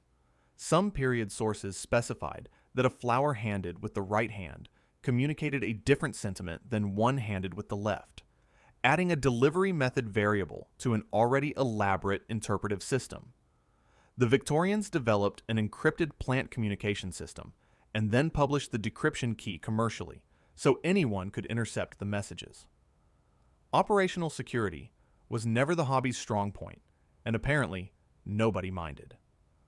45, you might imagine that tobacco smoke was treated cautiously in early European medicine, applied hesitantly, if at all, with physicians maintaining appropriate skepticism about a substance with limited established clinical track record. What mainstream 18th century resuscitation practice actually prescribed as first-line treatment for drowning victims was pumping tobacco smoke into unconscious people through their rectum, with the Royal Humane Society installing publicly accessible tobacco smoke enema kits along the Thames River in London. Positioned along the waterway, specifically for emergency use, by members of the public, analogous in placement intent to modern emergency defibrillators. The practice was based on a genuine, physiological logic rooted in warmth and stimulation theories of resuscitation that predated any understanding of oxygen deprivation as the actual mechanism of drowning death. The reasoning was internally coherent, even though the treatment accelerated mortality rather than reversing it. Medical publications of the period, including those of practitioners considered competent and respected within their professional communities, described tobacco enemas as appropriate first-line treatment for drowning, opium overdose, and other unconscious states, giving the practice the full weight of professional consensus. The practice gave English the phrase, blowing smoke up someone's backside, a common expression meaning empty flattery or useless reassurance, which was originally a literal description of a mainstream medical procedure that killed patients instead of reviving them. Language has been quietly archiving failed medicine in plain sight for centuries. The idiom remains in active use. The treatment has been discontinued. The linguistic fossil of a lethal mistake is still in your vocabulary right now. 46. You picture competitive vegetable, growing as a gentle, harmless contemporary eccentricity. Mild-mannered retirees at village fetes assessing marrows without particular financial stakes or social consequences attached to the outcome.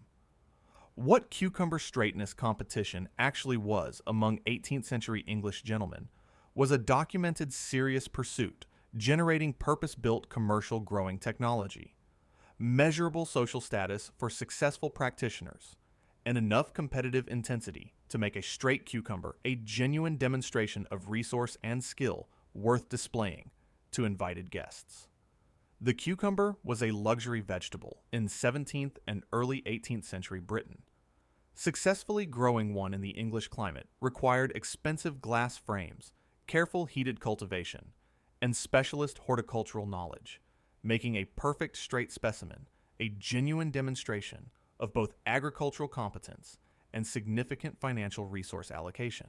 Cucumber frame technology, specialized glass-covered growing structures designed specifically for the cucumber cultivator, was designed, manufactured, and sold commercially with sufficient market demand to sustain specialist manufacturers who produced nothing else. Contemporary commentary documents cucumber growing competitions at gentlemen's estates with invited guests formally assessing results, elevating the vegetable from kitchen garden produce to competitive artifact worthy of serious comparative evaluation. The phrase cool as a cucumber entered English usage in this period, reflecting the cultural prominence of the cultivated cucumber as a reference point significant enough to generate a common idiomatic expression. 18th century English gentlemen competed over the straightness of glass-grown vegetables as a primary status demonstration. The entire enterprise was ultimately about proving you could afford the greenhouse. The cucumber was incidental to the point being made, and everyone present understood that perfectly. 47. You believed that spontaneous human combustion was a fringe tabloid fantasy, something no serious scientist or educated person ever genuinely investigated with the methods and rigor appropriate to legitimate inquiry. What respected natural philosophers throughout the 18th and 19th centuries were actually doing was earnestly investigating reported cases, collecting documentation, publishing peer-reviewed analyses, and generating genuine sustained academic debate about a phenomenon that, as it happens, does not occur in the way any of them proposed. Pierre-Aimé Lair published a comprehensive scholarly survey of alleged spontaneous human combustion cases in 1800, collecting and analyzing accounts from across Europe with the systematic methodology of a natural history catalog, treating each reported case as data requiring careful comparative analysis rather than obvious fabrication requiring dismissal. The phenomenon appeared in medical literature across multiple national traditions throughout the 18th century. French, German, Italian, and English medical journals all published case reports, treating the subject as genuine medical inquiry worth the publication space.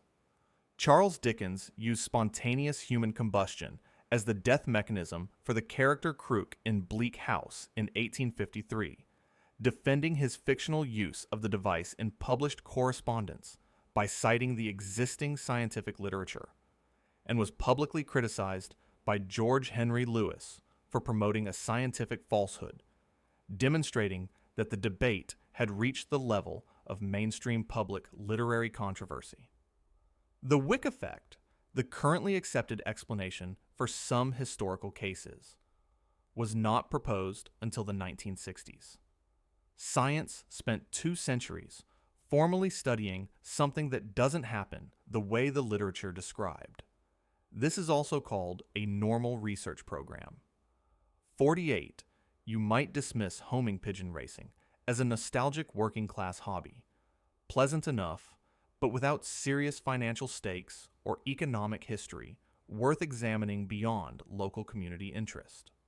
What racing pigeon breeding actually is in Belgium, the Netherlands, and increasingly China is a globally documented, high-stakes investment activity, with champion breeding birds selling for prices that belong in a conversation about art auctions and thoroughbred racehorses rather than anything you associate with birds kept in backyard lofts.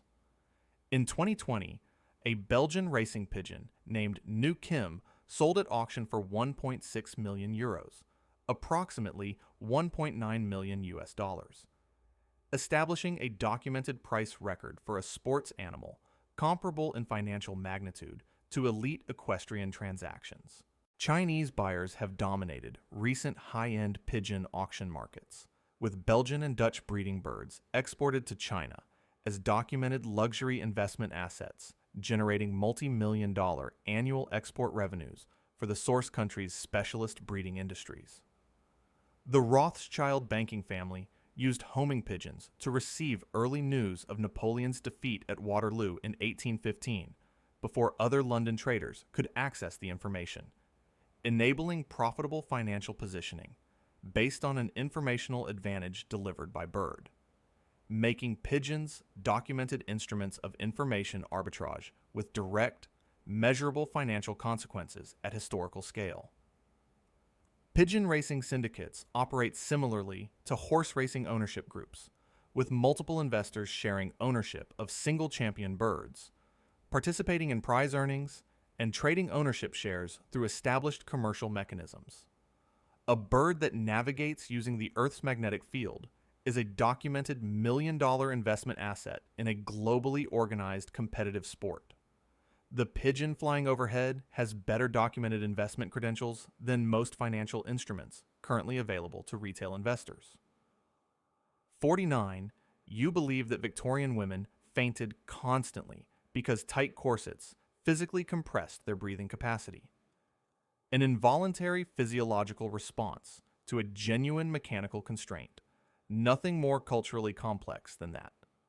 What period etiquette manuals, satirical literature, and contemporary medical commentary together document is that fashionable fainting was also a deliberately cultivated social performance skill, a practiced cultural behavior requiring technique, timing, and controlled execution rather than purely involuntary physiological collapse triggered by external mechanical pressure. Period etiquette manuals document expectations around fainting as a social convention in which the controlled, graceful feint was considered demonstrably more appropriate than the uncontrolled collapse. A distinction that implies deliberate technique was involved in producing the desirable version, since involuntary responses do not come in graceful and ungraceful variants based on social coaching. Smelling salts were a commercially manufactured, widely available product specifically designed to reverse fainting rapidly. Their commercial ubiquity indicates that reversible fainting was expected and culturally managed as a routine social event rather than treated as a medical emergency requiring professional intervention each time it occurred. Contemporary satirical cartoons and literature explicitly mocked fashionable fainting as a performative affectation.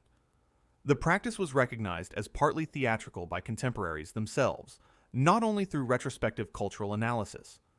Some period physicians expressed documented concern that deliberate breath restriction and maintained low iron intake made the physiological capacity for fainting more easily accessible to women who wanted the option available. The 19th century cultural expectation that strong emotion should be expressed by losing consciousness required a commercially available antidote product stocked in every handbag as standard preparation. Fashion has made many biological demands throughout history. This one had the worst user experience of the entire catalog. 50. You probably think flea circuses were theatrical illusions, mechanical tricks performed with no actual insects involved. The entire spectacle a clever stage contrivance with hidden mechanisms doing the work attributed to tiny performers.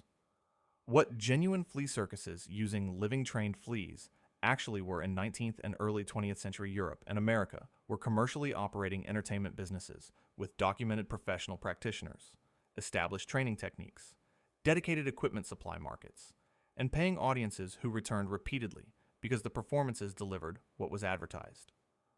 Professor Bertolotto's famous London Flea Circus operated from the 1830s through the 1840s with documented press reviews, a published promotional pamphlet, and sustained paying audiences. Contemporary accounts describe specific demonstrations including fleas pulling miniature carriages, executing choreographed formations, and performing coordinated movements that required genuine preparation by a practitioner who understood the insect's behavioral parameters. The training technique used by practitioners involved attaching fine gold wire to individual fleas in ways that allowed their natural leg movements to operate small mechanisms, creating the appearance of purposeful, directed action through a method requiring patience, precision, and a tolerance for working at a scale most people find uncomfortable. Louis Bertolotto published The History of the Flea in 1833, a combination advertisement and natural history document, serving simultaneously as professional marketing material and scholarly credential for a man whose entire livelihood depended on the reliable behavior of insects measured in millimeters. Flea circus equipment was purpose-manufactured commercial product, indicating an industry infrastructure beyond any single novelty act. The supply chain required finding, keeping alive, and attaching gold wire to individual fleas. It is not entirely clear which part of that process is more impressive, that someone did it, or that audiences paid to watch, or that the business was commercially viable long enough to require its own published literature. 51. You assume that preventive seasonal bloodletting was confined to crisis medical situations. An emergency measure deployed only when a patient was clearly ill, never applied to people who were functioning perfectly well, and simply following a health calendar.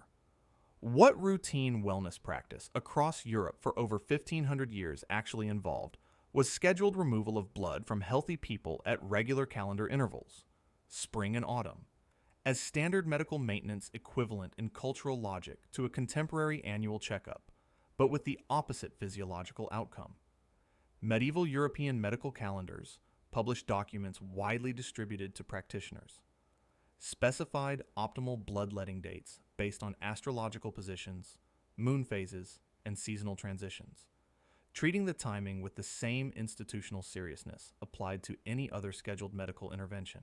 Monastery records from across medieval Europe document scheduled community bloodletting sessions, where healthy monks were bled prophylactically as a group, followed by several days of rest and extra food rations called sanies, an institutionalized wellness program embedded directly in monastic community scheduling. Barber surgeons performed the majority of routine bloodletting across Europe, operating from dedicated chairs in their shops with publicly displayed striped poles, the red stripe representing blood, the white representing bandages, making the service as visible and accessible as any other commercial offering on the street. George Washington's death in 1799 is medically attributed partly to his physicians, removing approximately 40% of his total blood volume over 12 hours while treating a throat infection, a heroic application of completely standard practice that almost certainly accelerated his death significantly. For 15 centuries, the Western medical establishment's answer to staying healthy was scheduled removal of the substance keeping you alive. The wellness industry has always been most dangerous when it is most confident about what it is doing. 52. You think of the Cooper's Hill cheese rolling competition as a quaint heritage event, ceremonial, low stakes, and safely symbolic in the way that charming English folk traditions are supposed to be when they appear in travel magazines. What actually happens annually on a Gloucestershire hillside with a 1-in-2 gradient is that adults pursue an 8-pound wheel of double Gloucester cheese, reaching speeds of up to 70 miles per hour down a slope that produces multiple serious injuries, ambulance transports, and broken limbs with the reliable consistency of a properly organized contact sport. Official records for the event begin around 1826, but local oral tradition suggests the practice is significantly older. One theory holds that the hill itself was the original competitive object, with the cheese added later as a formal prize, rather than the initiating purpose of the whole undertaking. The event was officially canceled in 2010 by the local council citing safety and crowd control concerns, and then immediately continued without permission, attracting larger crowds than it had drawn under official sanction, demonstrating that prohibition enhanced rather than diminished participation in ways the council apparently did not anticipate. International contestants now travel from multiple continents specifically to attend, giving a genuinely dangerous rolling pursuit of dairy product a documented international fan base with multi-continent participation records and zero institutional oversight. A government safety cancellation turned an already reckless cheese chase into an internationally attended, unsanctioned extreme sport. The cheese did not change. The forbidden fruit effect simply added international flights and emergency medical standby personnel. 53. You expect that legal documents were and have always been serious instruments confined to genuine transactional purposes, formal texts with no room for comedic intent or social weaponry deployed through the precise mimicry of authoritative format. What satirical wills actually were in early modern Europe were legally formatted documents publicly bequeathing absurd, insulting, or comedic items to specifically named real recipients, a recognized literary genre and genuine social weapon, sometimes filed with actual courts and distributed commercially as printed pamphlets to paying readers. François Rabelais and related satirical will literature represent a documented tradition in France and England from the 15th century onward. The form was instantly recognizable to contemporary readers as a hybrid of legal document and social satire, with the joke depending entirely on the precision of the legal mimicry rather than any obvious departure from official format. Some early modern satirical wills were formatted with such legal exactitude that they were publicly distributed as pamphlets using the full authority of documentary form to deliver social commentary while maintaining the fiction of testamentary seriousness throughout. Jonathan Swift's famous Predictions for the Year 1708 operated on a related principle, using the authoritative format of almanac prophecy to destroy a real person's commercial livelihood through printed fiction that readers understood as fiction and treated as effective anyway. Medieval satirists discovered that the most devastating way to insult someone publicly was to execute the insult in the format of a legal document. The precision of the form amplified the viciousness of the content in ways that direct mockery could not replicate. This remains entirely true and is still significantly underused as a strategy. 54. You picture early modern medicine moving steadily toward rational therapeutic practice. Practitioners abandoning superstition in favor of treatments with observable causal relationships between intervention and outcome. What weapon salve actually was in 17th century European medical culture was a seriously debated, philosophically justified treatment applied not to the wound, but to the weapon that caused it, endorsed by respected natural philosophers whose intellectual credentials were substantial enough to make dismissal professionally risky for anyone inclined toward it. Sir Kenelm Digby, a respected English natural philosopher, diplomat, and fellow of the early Royal Society, publicly advocated for weapon salve and published detailed defenses of its proposed mechanism. His social and intellectual standing meant his endorsement carried genuine weight in the circles where these questions were decided. The treatment involved applying a preparation, including various ingredients to the weapon or the blood-stained bandage, while leaving the wound itself completely unwrapped and undisturbed. A protocol that, with deep retrospective irony, may have produced better patient outcomes than applying contaminated wound salves directly to open injuries, which was the competing approach. The academic debate generated a formal written controversy between identified scholars, Robert Flood defending, William Foster attacking, producing a documented intellectual exchange, treating the subject with full philosophical seriousness and considerable personal professional investment. The 17th century medical treatment that worked by doing nothing to the wound was, entirely by accident, better than the treatment that actively intervened. Medicine's relationship with unintentional success has always been more common than the official histories of the profession prefer to prominently acknowledge. 55. You picture therapeutic spa culture as a refined, medically sophisticated practice centered on mineral water consumption and careful hydrotherapy. Nothing as undignified as lying in mud for extended periods on a physician's formal written recommendation. What seriously prescribed, commercially developed health tourism involving actual mud actually was from ancient Rome through the 19th century is one of the world's longest continuously operating wellness industries, sending paying customers to specific geographic locations to be buried in warm, mineral-rich sediment under explicit medical instruction. Roman fangotherapy, therapeutic mud application from volcanic mineral sources near specific identified sites, was a documented practice at Roman bathing facilities with valued mud sources, generating established supply chains and destination tourism patterns that created the economic infrastructure for entire regional communities.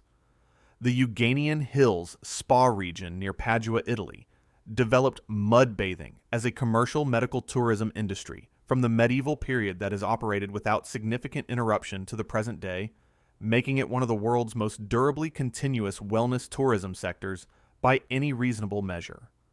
19th century European physicians prescribed mud cure holidays at specific named destinations with specific durations, mud depths, and application protocols. The treatment had a regulatory framework of physician-directed prescription, with all the formal apparatus of legitimate clinical recommendation. Sophisticated physicians with medical degrees prescribed their patients to travel to specific locations to lie in holes filled with warm mud for documented therapeutic durations. The mud has not changed in any significant chemical respect. The credentials required to recommend it have increased substantially, while the underlying mechanism remains equally unestablished. 56. You know that Wolfgang von Kempelen's famous chess Turk was probably understood by most observers as a theatrical illusion, audiences aware they were watching a clever trick, and appreciating the craft of the deception as sophisticated entertainment. What the chess Turk actually did was fool the majority of observers, including senior scientists, heads of state, and dedicated analytical investigators for over 80 years, touring Europe and America while defeating Napoleon Bonaparte and Benjamin Franklin, with its secret not publicly revealed until 1857, 84 years after its 1770 debut. Napoleon Bonaparte played against the chess Turk in 1809 and lost. Historical accounts suggest Napoleon attempted to cheat by making illegal moves 3 separate times, and the machine correctly refused each attempt before defeating him through legitimate play, which must have produced a particular quality of silence in the room afterward. Benjamin Franklin, serving in Paris as American ambassador, also played against the machine and lost. Both men were aware they were likely facing a mechanism of some kind, and neither could determine what it was despite their combined analytical capabilities and considerable motivation to figure it out. The machine toured under multiple owners after Kempelen's death in 1804, operated commercially for decades across European and American venues, and generated substantial revenue across the entirety of its operational life without the secret escaping. The most famous artificial intelligence demonstration of the 18th century was an exceptionally flexible chess master hiding in a cabinet. The people it fooled included the leading scientific and political minds of 2 continents. Artificial intelligence has always been partly a performance. The audience participation is the component that keeps working reliably across every iteration. 57. You think of toy production as a cottage industry of simple handmade items. Regional craft traditions with no serious economic dimension, no political stakes, and certainly no organized state-level industrial intelligence operations worth discussing in the same conversation as real commerce. What mechanical toy production in 18th century Europe actually involved was documented commercial espionage, formal state-level protectionism, and deliberate technology theft between competing national industries, with the stakes considered commercially significant enough to justify the organizational infrastructure normally reserved for more obviously serious economic sectors. The Nuremberg toy industry of the 16th through 18th centuries operated as a protected commercial monopoly. The city's guild system strictly controlled toy-making techniques and actively suppressed technology export, making certain mechanical toy mechanisms effectively state-protected trade secrets with enforcement mechanisms.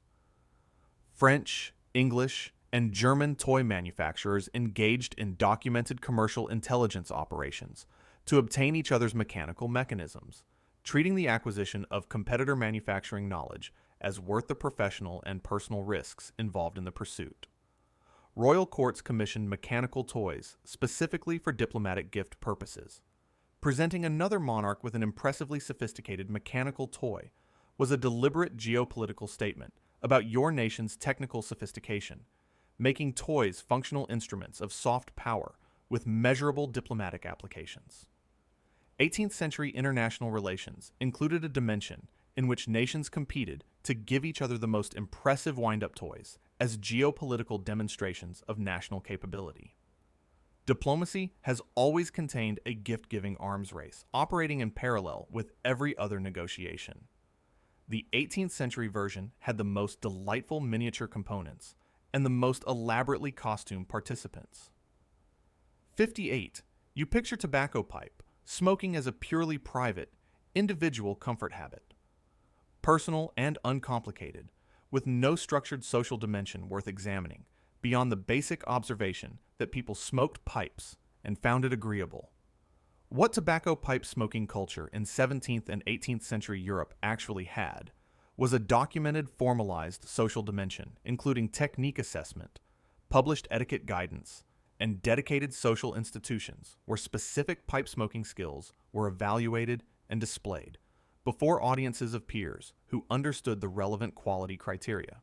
Dutch genre paintings of the 17th century document the social context of pipe smoking as a formalized group activity with recognizable conventions. The paintings are sufficiently numerous and detailed across multiple artists and decades to constitute a genuine documentary record of how the activity was organized as a social practice rather than a private one. Dedicated tobacco colleges, informal social clubs organized specifically around pipe smoking, are documented in 17th century Netherlands and Germany, with membership criteria and regular meeting schedules, treating the activity as equivalent in organizational seriousness to other recognized social pursuits of the period. Published Dutch and German tobacco literature of the 17th century includes etiquette guidance on pipe preparation, lighting technique, and smoke production quality.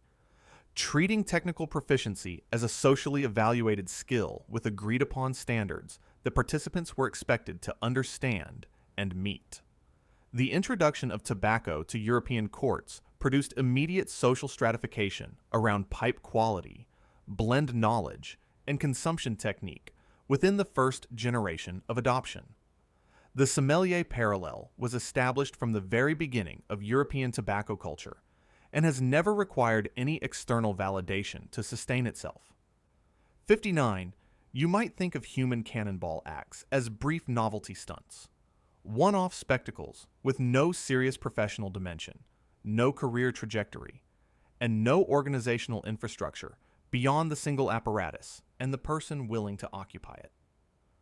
What human cannonball performance actually is across its documented history is a specialized, multi-generational professional career with documented family dynasties, technical training transmission, safety engineering development, and competitive distance record progression, spanning over 150 years of continuous institutional existence. The Great Farini, whose real name was William Leonard Hunt, managed the first documented human cannonball act in 1871, featuring Zazel, Rosa Richter, aged 14, and the act was commercially successful enough to tour internationally and generate documented press coverage across multiple continents simultaneously.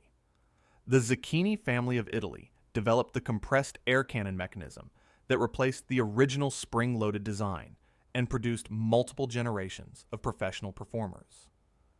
Their career documentation spans from the 1920s through the 1990s, constituting a genuine, multi-generational professional dynasty with traceable technical lineage.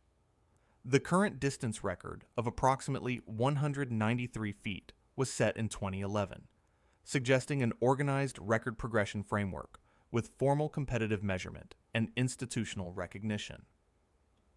The technical engineering of the cannon mechanism requires genuine applied physics that has been progressively refined through professional practice across a century and a half of operational experience. Being fired from a cannon is a career with dynasties, technical specializations, distance records, and 150 years of documented professional history.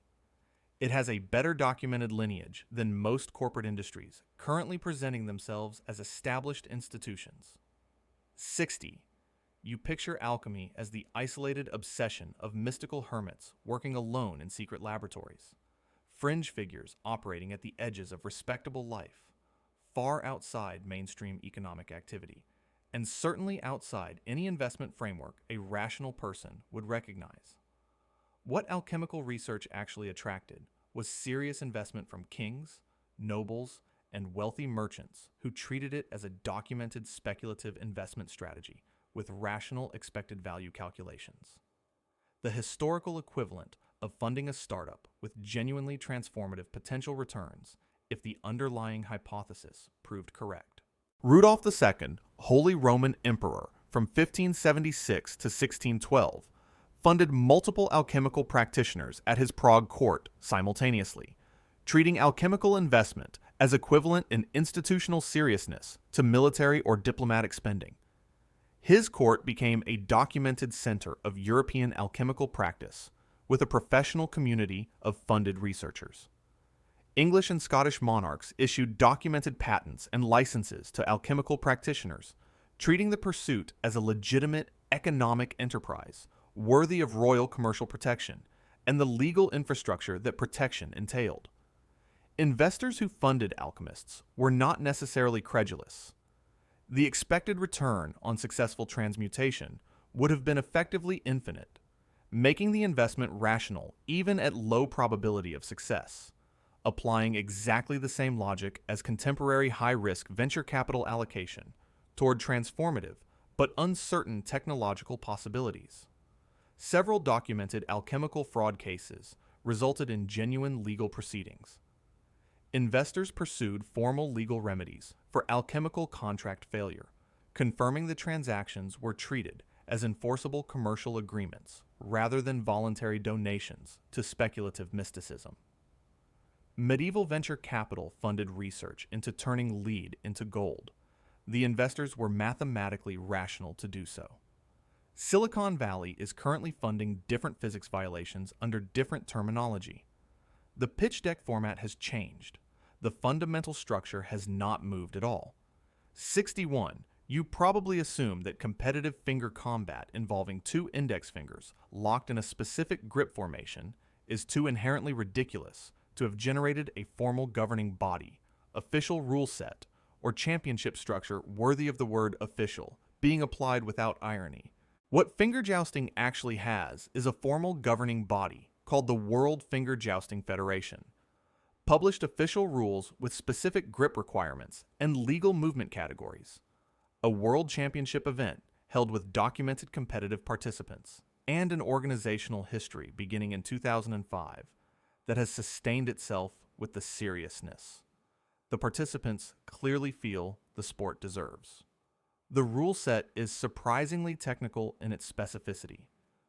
Grip formation requirements, legal and illegal movements during competitive engagement, point scoring criteria, and officiating protocols are all formally documented in language that treats the subject with complete regulatory earnestness, rather than the winking acknowledgement you might expect from people who understood the optics of what they were organizing. The sport has documented international participation, with competitors from multiple countries attending formal championship events and treating the outcomes with the emotional investment appropriate to any competitive endeavor that requires preparation and produces winners and losers through skill differentiation. The jousting tradition that defined medieval martial competition was successfully preserved by removing every single element from it except the finger. The governing body is entirely real. The championship is entirely real. The sport involves two people's index fingers and nothing else. History has a longer institutional memory for competitive format than for the specific content that originally gave the format its cultural weight.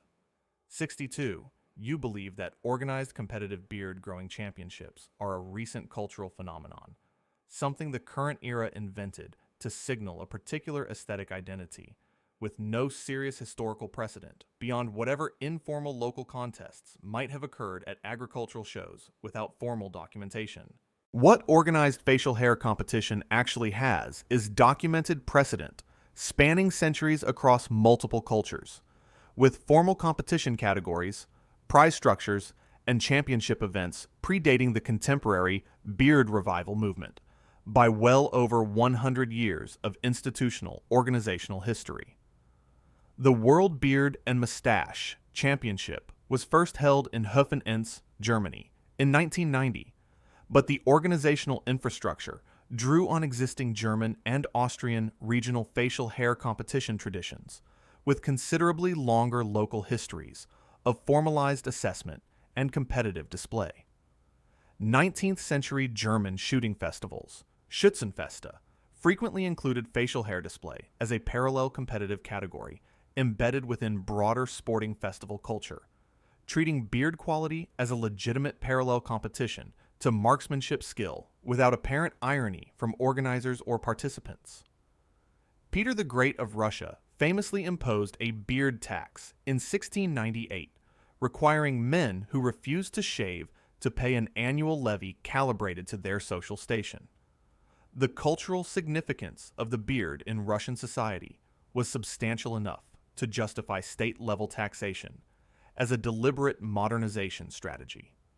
Henry the Fane of England imposed a beard tax in 1535, calibrated specifically by social rank, creating a government revenue mechanism targeting facial hair with a sliding scale based on the wearer's position in the social hierarchy. Governments have taxed beards. The beards have consistently outlasted every administration that attempted to regulate them. Facial hair has a better documented record against state power than most organized political movements in the same period. 63. You might assume that lead-pouring divination, melting lead, and interpreting the shapes it forms when dropped into cold water was an obscure, regionally confined superstition with limited cultural reach and no commercial infrastructure worth examining seriously. What Blygeisen actually was in Germany, Austria, Scandinavia, and Finland well into the 21st century was a mainstream New Year's Eve tradition with commercially packaged divination kits sold in ordinary supermarkets, toy stores, and pharmacies as standard seasonal consumer products accessible to anyone doing their regular weekly shopping. Commercially packaged Blygeisen kits were sold in German supermarkets as routine New Year's Eve consumer products well into the 2000s.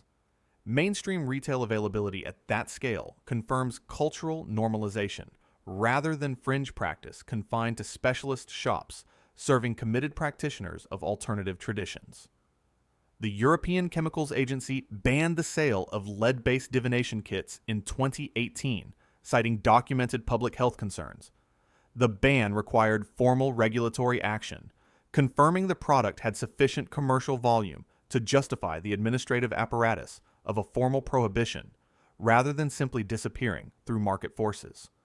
Replacement kits using tin or wax were developed and commercially released immediately following the lead ban. Consumer demand was sufficient to drive immediate product reformulation and commercial relaunch, confirming the tradition's resilience against regulatory interference when the underlying cultural appetite remained intact. The interpretive guides published with the kits assigned specific meanings to dozens of shape categories, suggesting enough cultural consensus had developed to require a standardized reference framework that different users could apply independently. Lead divination was a mainstream retail product in 21st century European supermarkets until regulators banned it for being literally toxic to the people using it. The tradition responded by switching materials and continuing without interruption. Some cultural practices are simply regulation-proof, regardless of what the regulation is targeting. 64. You picture water dowsing, walking with a forked stick or bent metal rods to locate underground water. As a rural folk superstition, practiced only by uneducated people in agricultural communities, safely ignored by anyone with access to better information and professional infrastructure. What multiple national governments, including Britain, Germany, and the United States, have actually done within living memory is use or formally fund dowsing operations, including documented military applications in active conflict zones, despite the complete and scientifically unambiguous absence of evidence that the practice locates anything more reliably than random chance would produce. The British Army reportedly used dowsing rods during the Falklands War in 1982 for mine detection purposes. Documented accounts exist of official military personnel using forked sticks for detection functions in an active combat environment, where the stakes of detection failure were immediately lethal. The United States Marines received contract involvement in 2012 related to training materials for a claimed detection device, the ADE-651 bomb detector, later proven completely non-functional, which caused hundreds of deaths in Iraq where it was deployed for checkpoint security, based on institutional confidence in its effectiveness. A 1987 German government study, funded by the Federal Ministry of Research, produced positive results for dowsing, triggering scientific controversy about methodology, demonstrating the level of institutional seriousness applied to a question that the scientific community considered already settled. Governments spent military budgets on people walking with sticks looking for water, mines, and bombs in active operational contexts. The stick did not help in any documented case. The budgets were entirely real, and the procurement decisions were made by people with professional titles. Government purchasing has always maintained a tolerance for belief that outruns the available evidence by a comfortable margin. 65. You picture medieval jousting tournaments as sporting spectacles. Ceremonial displays of martial skill with modest financial stakes beyond the prize purse, organized for prestige and entertainment rather than serious economic calculation. What medieval tournaments actually were for professional warrior participants was a high-stakes financial enterprise in which the primary economic model involved capturing opponents and ransoming their horses, armor, and persons for cash, creating a professional circuit of warrior investors who treated combat sport as a business with calculated risk and expected return. William Marshall, the most celebrated knight of the 12th century, built his personal fortune almost entirely through tournament ransom collection, with his biographer documenting that he captured over 500 knights in tournaments across a 10-year competitive career, accumulating wealth through systematic acquisition of expensive military equipment from defeated opponents. The ransom system was formally structured. Captured knights were immediately obligated to surrender their horses and armor, with personal ransom negotiated as a separate transaction, creating a standardized commercial framework for what was nominally a sporting contest between honorable adversaries. Tournament circuits in 12th and 13th century France were regular seasonal events with documented participant rosters. Professional knights traveled from tournament to tournament on the medieval equivalent of a sponsored competitive athletic circuit, managing their finances and reputation simultaneously. Philip II of France banned tournaments in his kingdom specifically because they were draining the nobility's military horses and equipment through ransom losses. The king treated tournament economics as a genuine military readiness problem requiring direct legislative intervention. The medieval knight on the tournament circuit was a private equity investor who collected returns by hitting other investors with a lance. William Marshall's biography is a venture capital success story, written entirely in armor. The asset class was other knights, and the market was surprisingly liquid. 66. You think of the history of visual entertainment as running cleanly from painting to photography to cinema. A straightforward technological progression, with each development following logically from what preceded it. What actually existed between painting and cinema was an entire consumer technology industry, producing dozens of competing optical toy formats. Phenakistoscopes, zoetropes, praxinoscopes, thaumatropes.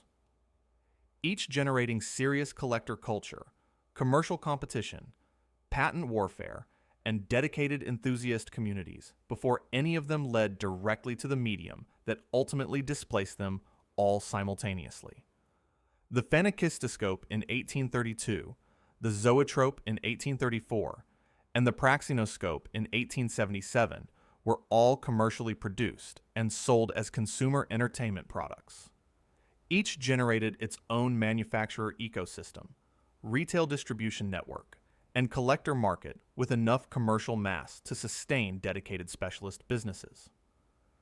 Patent competition between optical toy formats was legally contested in formal proceedings. Manufacturers filed and disputed patents on specific movement mechanisms, treating the market with commercial seriousness equivalent to contemporary technology sector intellectual property disputes. Émile Reynaud's Praxinoscope Theater projected animated sequences to paying Paris audiences for 3 years before the Lumiere brothers' cinema debut in 1895, making Reynaud the undisputed inventor of projected animated entertainment, a distinction almost entirely erased from popular historical memory by the subsequent commercial dominance of film. Serious 19th century optical toy collectors built dedicated display cabinets for their visual device collections. The material culture of the hobby has surviving examples in museum collections across Europe. Multiple competing proto-cinema entertainment technologies each developed their own serious collector communities before cinema made all of them obsolete in a single competitive moment.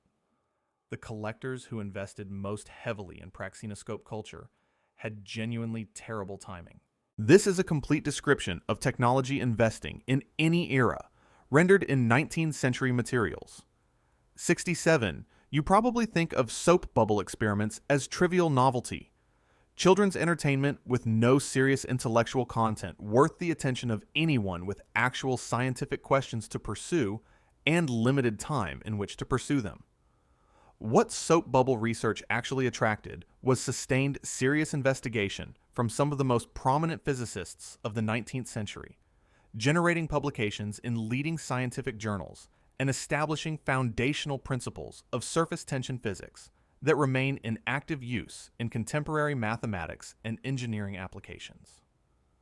Joseph Plateau, a Belgian physicist who became completely blind in 1843, spent decades studying soap films and soap bubbles through collaborators who described experimental results to him verbally.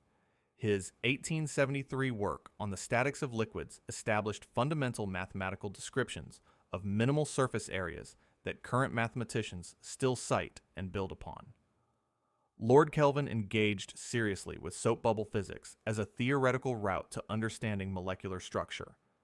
His scientific correspondence treats bubble research as a genuine theoretical physics question deserving the same analytical attention as any other unsolved problem in the field. The mathematical Plateau's problem, determining the minimal surface area spanning any given closed curve, directly derived from observable soap film behavior, remained formally unsolved until 1931, when Jesse Douglas received the first Fields Medal partly for resolving it, through 70 years of accumulated mathematical work. Commercial soap bubble demonstrations were used as serious pedagogical tools in physics education throughout the 19th century. A bubble was a laboratory instrument and an entertainment object simultaneously, with neither function undermining the legitimacy of the other. A blind physicist spent decades studying objects he could not see by having other people describe bubbles to him, and the mathematics he produced remained an open problem for decades after his death. The soap bubble contains more unresolved physics than most things presented as serious. It also contains considerably more beauty. 68. You think of remote healing practices as always confined to obvious folk magic with no intellectual defenders in mainstream educated culture, something serious thinkers dismissed without meaningful engagement as beneath the threshold of legitimate philosophical attention. What powder of sympathy, a substance applied to blood-stained bandages or weapons at a distance to supposedly heal the corresponding wound, actually attracted in 17th century Europe were serious intellectual defenders, including figures connected to mainstream natural philosophy, whose endorsement made dismissal professionally complicated for those inclined toward it. Sir Kenelm Digby delivered a formal lecture on sympathetic powder in Montpellier in 1658 that was subsequently published, widely distributed across Europe, and translated into multiple languages. The intellectual audience treated the publication as a legitimate, natural philosophical contribution requiring engagement rather than a fringe document requiring only dismissal. The proposed mechanism, action at a distance through some unidentified medium, was not obviously more absurd than the gravitational action at a distance that Newton was simultaneously developing, which also had no proposed physical medium and generated its own significant philosophical resistance from contemporaries who found it insufficiently materialist. A specific practical application of sympathetic powder was formally proposed for maritime navigation. A wounded dog placed on a ship, with a person on shore applying sympathetic powder to the dog's wound at a set daily time, causing the dog to yelp and signal the correct time to sailors, solving the longitude problem through animal pain and remote chemistry simultaneously. This proposal was discussed seriously in natural philosophical circles as a potential solution to one of the most consequential practical problems of the era. The actual solution, the marine chronometer, required another century of development. During that century, the wounded dog proposal remained on the table as a competing candidate. History is full of solutions that were wrong for reasons that took a very long time to become sufficiently obvious to everyone involved. 69. You picture miniature art objects as decorative curiosities. Pleasant demonstrations of craft skill without serious cultural weight, political function, or financial stakes worth examining beyond the admiration of delicate workmanship. What miniature object creation actually was across Mughal India, Edo Japan, and Enlightenment Europe simultaneously was a high-stakes diplomatic and political currency in which the quality of the smallest objects communicated the most consequential messages between the most powerful institutions in their respective worlds. Mughal miniature painting employed court artists on salary to produce illustrated manuscripts of extraordinary technical refinement. The Hamzanama manuscript, commissioned by Akbar between 1562 and 1577, comprised 1,400 large miniature paintings, requiring a studio of over 100 artists, working for 15 years on a single commission.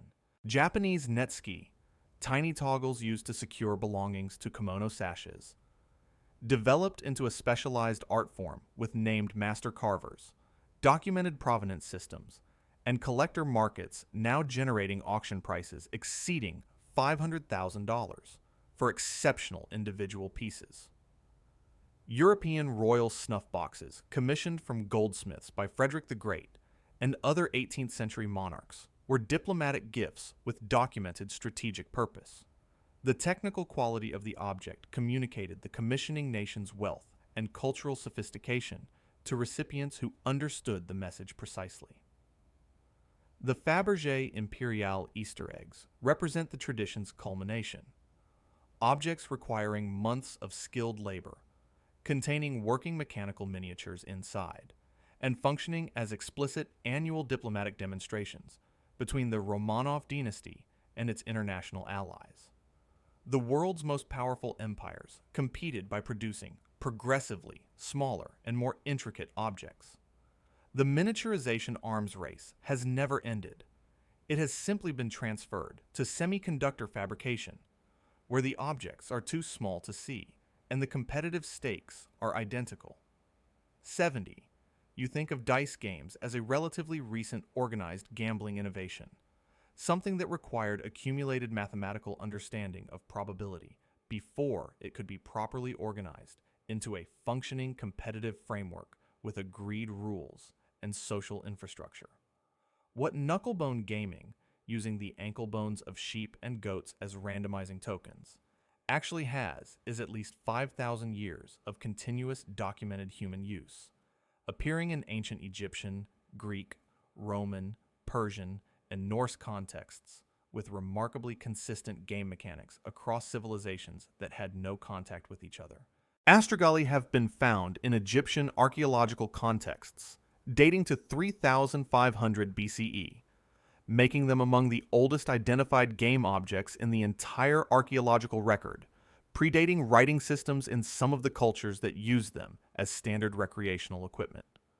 Greek and Roman children and adults played astragalus games for gambling and entertainment with documented rules, scoring values assigned to the 4 possible landing faces, and prize stakes that ranged from trivial to significant depending on the participants. Ancient Greek vase paintings depict astragalus gaming in enough detail to reconstruct the basic mechanics without any written description. Knucklebones appear in Shakespeare's plays as a recognized working-class gambling reference, confirming continuous documented cultural presence from ancient Egypt through 16th century England, with no significant gap in the historical record. The word jackstones, the children's game using metal proxy knucklebones, is a direct linguistic descendant of astragalus gaming giving the game a documented unbroken lineage from sheep ankle bones to commercial metal game sets spanning approximately 5,000 years of human recreational continuity. Every subsequent gambling innovation is fundamentally a more complicated version of picking up a sheep's ankle and seeing which side it lands on. The sophistication has increased. The underlying impulse has not moved at all. 71. You know that hypnotizing chickens sounds like something someone invented to impress people at a party. An obvious exaggeration of a minor behavioral quirk that got repeated until it achieved the status of a claim that seemed worth verifying. What inducing a trance state in a chicken by holding its head to the ground and drawing a line from its beak actually is a documentable physiological response, known and practiced by farmers and traveling showmen for centuries, before any formal scientific framework existed to explain what was happening or why it reliably worked. The phenomenon was formally documented by Athanasius Kircher in 1646, described as experimentum mirabile, meaning miraculous experiment, making it one of the earliest formally recorded behavioral science observations to appear in European natural philosophical literature with sufficient detail for subsequent replication. The physiological mechanism is now understood as tonic immobility, a genuine predator avoidance freeze response in birds triggered by restraint and sensory confusion. Confirming that the effect is entirely real rather than a performance or misinterpretation of unrelated behavior that observers consistently misread across centuries. Agricultural workers across multiple cultures independently discovered the technique and used it practically for restraining birds during veterinary treatment, slaughter preparation, and transport, demonstrating that the discovery was genuinely useful rather than merely theatrical in its appeal to observers. Tonic immobility research in contemporary animal behavioral neuroscience traces its formal study origins directly to these agricultural observations made by people with no scientific training and every practical motivation to find something that worked reliably. Farm animal management has been running behavioral experiments longer than any psychology department in existence. The sample sizes were also considerably larger than anything an academic institution could ethically approve. 72. You assume that medieval cooking was crude and functional.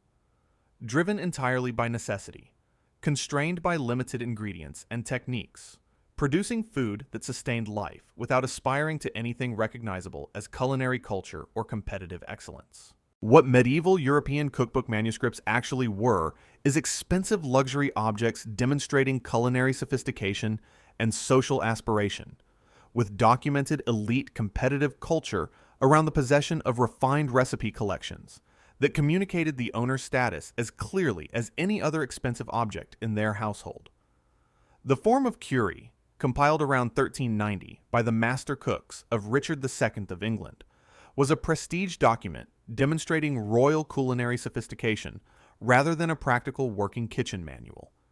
Its existence as a manuscript was itself a political statement about the court's refinement and the seriousness with which it approached the staging of power through food. Taillevent's Le Viandier, used in the French royal kitchen and produced through multiple manuscript copies indicating deliberate circulation as a prestige object, demonstrates that recipe collection ownership carried social cachet among French elite households willing to invest in its acquisition and display. Medieval cookbooks frequently included ingredients that were genuinely expensive luxury imports: saffron, ginger, cinnamon, sugar, making the recipes descriptions of conspicuous consumption as much as practical cooking instructions for anyone who would actually attempt them. The 1474 printed publication of Bartolomeo Platina's De Honesta Voluptate, the first printed cookbook, combined classical philosophy with cooking specifically to position cuisine as a humanist scholarly pursuit, deserving the same intellectual seriousness as any other learned discipline.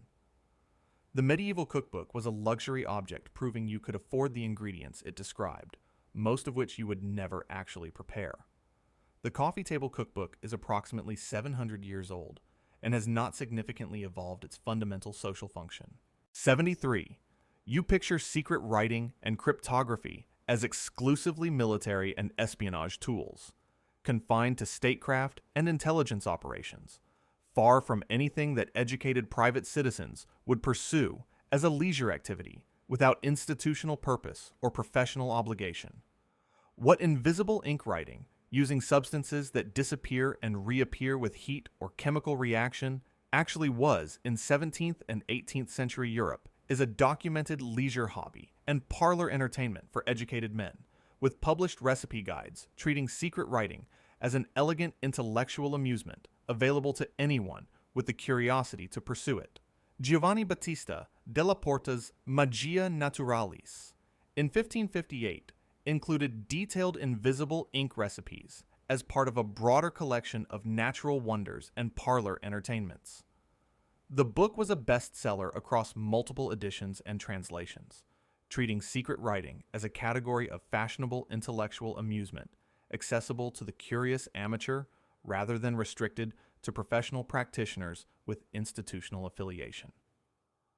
Multiple 17th and 18th century books of curious arts and philosophical recreations, a popular genre of accessible science entertainment published across Europe, included invisible ink recipes alongside mathematical puzzles and optical illusions, treating all three as equivalent categories of educated leisure.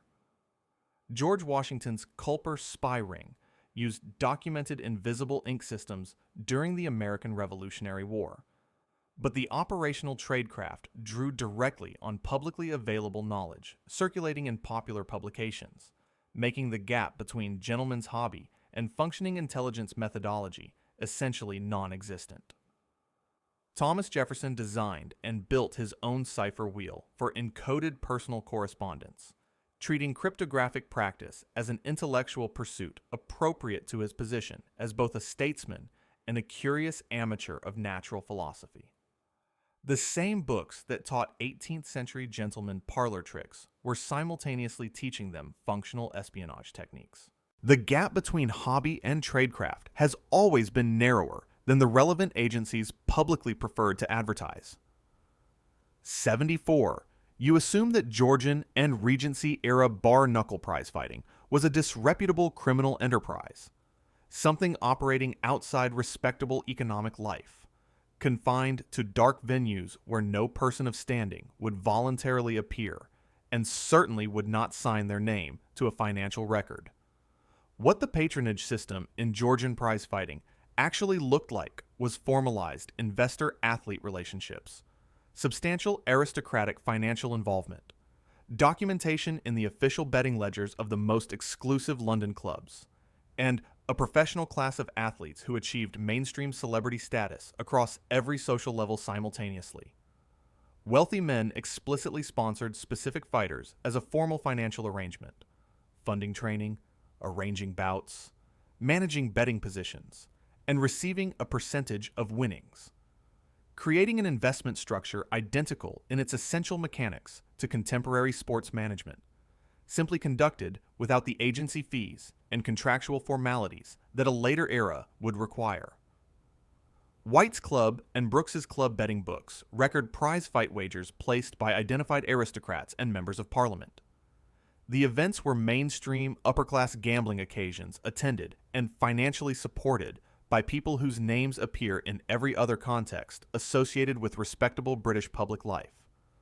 Fighters including Jim Belcher, Tom Cribb, and John Jackson achieved documented celebrity status with mainstream cultural recognition that crossed every social boundary. Jackson's boxing academy in Bond Street attracted aristocratic clients including Lord Byron, who trained seriously and wrote about the experience with evident satisfaction. Lord Byron trained in the same professional boxing gym that produced Britain's fighting champions, and this was considered a perfectly appropriate activity for a poet lord with a public reputation to maintain. Georgian Britain had considerably fewer walls between its cultural categories than any subsequent era has been comfortable acknowledging in its retrospective accounts of the period. 75. You believe that competitive musical improvisation is a modern jazz-era development, a 20th century American innovation that introduced the concept of musicians generating unrehearsed music against each other for competitive judgment before audiences assembled specifically to evaluate the outcome. What competitive musical improvisation actually has is documented history across multiple centuries and cultures, with formal contest structures, royal and aristocratic patronage of competitive events, and celebrated outcomes that became significant historical anecdotes, predating jazz by at least 300 years of organized institutional precedent. Johann Sebastian Bach and Louis Marchand were arranged to compete in a famous 1717 improvisation contest in Dresden before the Elector of Saxony. Marchand reportedly fled Dresden before the contest could take place upon hearing Bach practice, confirming that the stakes were considered genuinely significant, enough to make withdrawal preferable to certain defeat in front of a powerful audience. Antonio Salieri and other 18th century composers participated in documented improvisation competitions before royal and aristocratic patrons across European courts. The format was standard competitive entertainment that courts organized with the same logistical seriousness applied to any other formal court event. Arabic maqam musical tradition included formalized competitive improvisation within structured modal frameworks, with established judging criteria and cultural status attached to winners that extended beyond the immediate occasion of the competition itself. Wolfgang Amadeus Mozart's famous childhood keyboard improvisation demonstrations before European courts were explicitly competitive framed events. The child was being tested against challenging musical problems in front of audiences who assessed the quality of the response with informed critical judgment. Louis Marchand, a celebrated French composer, fled an entire country rather than compete in an improvisation contest with Bach. That is the most honest and direct assessment of relative musical ability in the entire recorded history of the art form. The defeat was so thoroughly anticipated that it became the victory simply by not happening in front of witnesses. 76. You assume the Rorschach inkblot test was Hermann Rorschach's original invention, a clinical innovation created entirely from scratch for psychological assessment purposes, with no meaningful antecedent in the broader culture that might complicate the origin story. What systematic inkblot interpretation as entertainment and art actually preceded Rorschach's clinical application by decades? Klexography, the art of creating and interpreting symmetrical inkblots, was a published parlor art form with a dedicated instruction manual produced in 1857, 64 years before Rorschach published his clinical system. Justinus Kerner, a German poet, published Klexographion in 1857, a book of his own inkblot images accompanied by interpretive poetry, treating inkblot interpretation as a creative and introspective art form rather than a diagnostic clinical instrument, and finding a readership interested in the exercise on those terms. The parlor practice of creating and sharing inkblot interpretations was documented across European intellectual circles throughout the 19th century. The format was culturally familiar before Rorschach adapted its structure and added the standardized scoring system he claimed as his specific contribution. Hermann Rorschach explicitly acknowledged awareness of inkblot traditions preceding him, while arguing that his systematic approach constituted a scientific advancement over the casual practice. His innovation was methodological standardization rather than conceptual invention. Contemporary scientific assessment of the Rorschach test's clinical validity remains actively contested. Meta-analyses have produced mixed results on its predictive reliability across diagnostic categories, meaning the clinical version may not be substantially more useful than the parlor game version for certain applications. A parlor art form invented by a melancholy German poet became a cornerstone of clinical psychology after a Swiss psychiatrist added a scoring system. The scoring system's scientific validity is still being argued about. The melancholy poet's version was considerably more honest about what it claimed to be doing. 77. You think of Prince Rupert's drops as a well-understood scientific novelty. Glass teardrops, whose dramatic behavior was quickly explained and filed away by the scientific establishment as an interesting but essentially solved demonstration of thermal physics.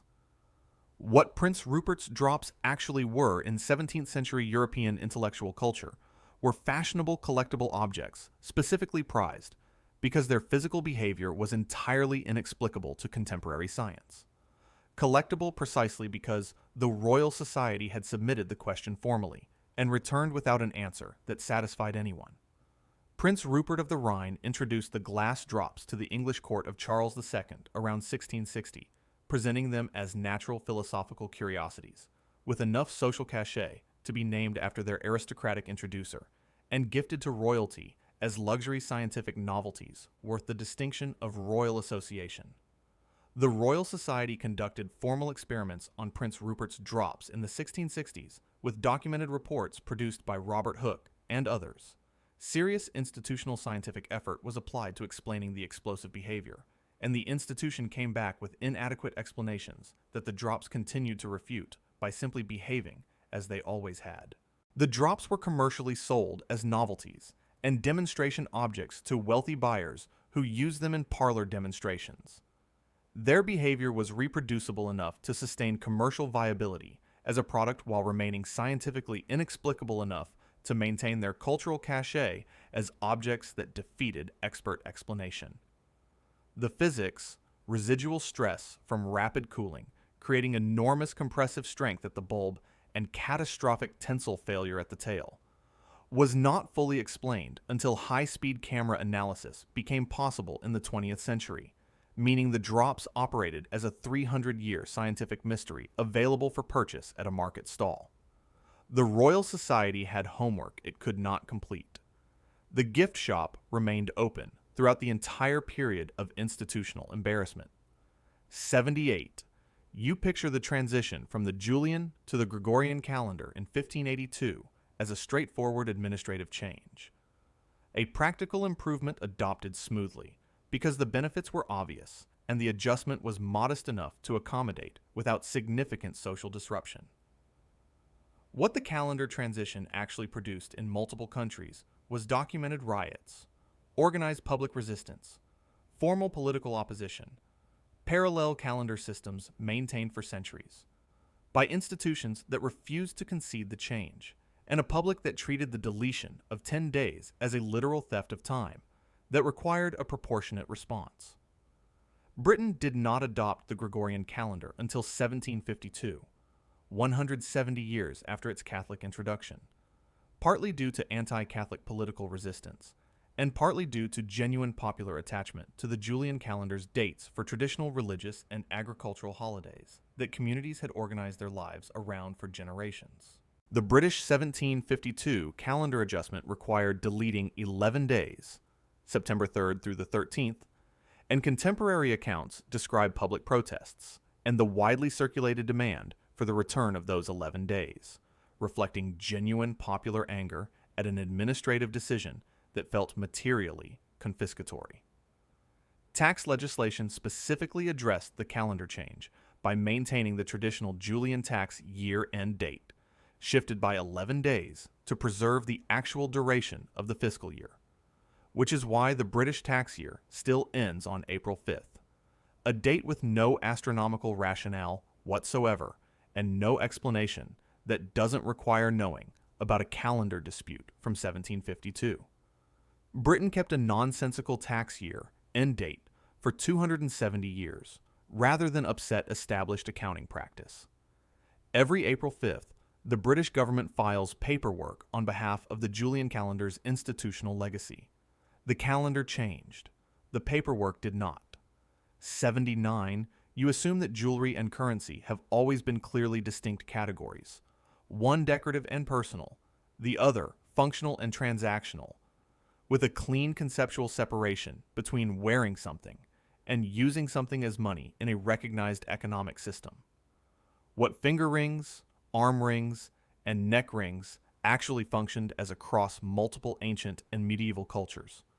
Simultaneously was currency, status display, and wearable wealth storage, with documented monetary exchange values assigned to specific ring forms that made them functional financial instruments you happened to wear on your body. Viking hack silver culture included ring money. standardized silver arm rings that could be weighed and cut into measured pieces for payment. Documented in archaeological finds across Scandinavia, Britain, and the Baltic, with specific ring forms showing deliberate cut marks confirming their active use as transactional currency rather than purely decorative personal objects. Irish Bronze Age ring money, cast bronze rings of standardized sizes and weights, has been found in hoards, suggesting deliberate wealth storage in wearable form across a period spanning roughly 1200 through 600 BCE, making portable wearable currency a consistent feature of Northwestern European economic practice for 6 centuries. Roman finger rings of specific gold weights served simultaneously as jewelry and emergency portable wealth. Wearing your liquid assets was a rational financial strategy in a world without banking infrastructure or deposit insurance. West African currency rings in brass and copper, documented from the medieval period through the 19th century, were formal monetary instruments with recognized exchange rates assigned to specific ring forms by established trading convention across regional markets. The smartwatch tracking your financial data is the latest iteration of a 3,000-year practice of attaching your wealth directly to your wrist and hoping nobody notices the full amount. The form factor has not changed as much as the marketing suggests. 80. You picture commedia dell'arte as a refined theatrical tradition with carefully scripted performances and preserved dramatic texts. A formal literary theater with documented source material and the organizational infrastructure of a proper scripted artistic tradition. What commedia dell'arte actually was across its 2 centuries of professional operation was an improvised theater tradition run as a commercial business without scripts. Performers memorizing a repertoire of stock situations, character types, and comic routines that they recombined spontaneously in each performance, making every show genuinely different from every other, without any written text to constrain what happened. The commedia tradition operated from roughly the mid-16th century to the 18th century as a commercially professional theater form with salaried troupes, contractual touring agreements, documented financial records, and an organizational infrastructure that treated improvised performance as a sustainable commercial product rather than an occasional experimental event. The lazzi, the stock comic routines that performers could deploy within any performance, were documented after the fact rather than scripted before. The notation system was retrospective, capturing what had worked for audiences rather than prescribing what would be attempted in future performances, inverting the normal relationship between planning and execution entirely. Isabella Andreini, the most celebrated actress of the 16th century Italian stage, improvised her performances in a tradition requiring her to generate original dialogue in real time before paying audiences. She was celebrated with commemorative medals struck after her death, treating her with honors equivalent to those received by military heroes and heads of state. Louis XIV retained Italian commedia troupes at the French court with a royal salary because their improvised entertainment commanded patronage equivalent to any scripted theatrical company operating in Europe at the time. Professional theater ran for 200 years without scripts, generated royal patronage, created international stars, and was documented retrospectively rather than prescribed prospectively.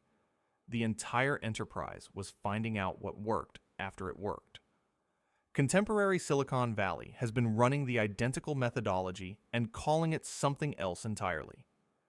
81, you might think competitive punning is an eccentric modern phenomenon, a regional contest curiosity organized by people with specific aesthetic commitments, and no particular historical depth to the practice beyond whatever informal wordplay has always happened at dinner tables.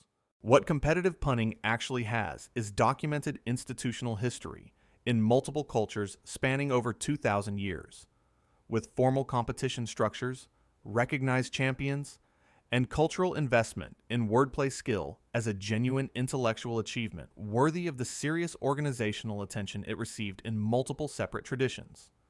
The O. Henry Pun Off-World Championships have been held annually in Austin, Texas since 1978, organized competitive punning with formal rules, judged categories, and championship records extending over 45 years of continuous institutional operation, which is longer than most sports leagues currently presenting themselves as established traditions. Sanskrit Kavya literary tradition included documented competitions in complex wordplay forms, ambiguous language that could be interpreted multiple ways. Simultaneously was a celebrated technical achievement in classical Indian court poetry, rewarded with patronage and status by courts that understood the difficulty of what was being demonstrated. Greek and Latin rhetorical training formally included paronomasia, punning, as a named technical category, with documented examples in standard rhetorical handbooks, making competitive speech-making in the ancient world include wordplay as a scored technical element assessed by trained judges. Renaissance humanist correspondence included competitive exchanges of elaborate multilingual puns as friendship displays. Erasmus and his correspondents exchanged documented punning letters, treating multilingual wordplay as evidence of genuine scholarly achievement deserving recognition. The pun has been formally competed over in documented institutional contexts for at least 2,000 years. Every person who groans at a pun is participating in a cultural tradition of response that is equally ancient and equally documented. The groan is the other half of the competition. The audience has always been part of the event, whether they agreed to participate or not. 82. You think of shadow puppet theater as children's entertainment, a simple, innocent medium suited to basic storytelling without sophisticated cultural ambition, political function, or the kind of institutional protection that serious artistic forms require to survive across centuries. What shadow puppet theater in Java, Turkey, China, and India has historically functioned as is a primary vehicle for political satire, religious commentary, and social critique, permitted to communicate things that direct speech could not, operating under theatrical protection that the puppet's fictional status provided to practitioners who understood exactly how to use it. Javanese wayang kulit, leather shadow puppet theater, has a documented history exceeding 1,000 years, incorporating Hindu epic narratives while simultaneously encoding local political commentary, readable by audiences who understood how to interpret both layers of meaning being presented simultaneously in the same performance. Turkish Karagöz shadow theater used its two central characters to deliver social and political commentary protected by theatrical convention.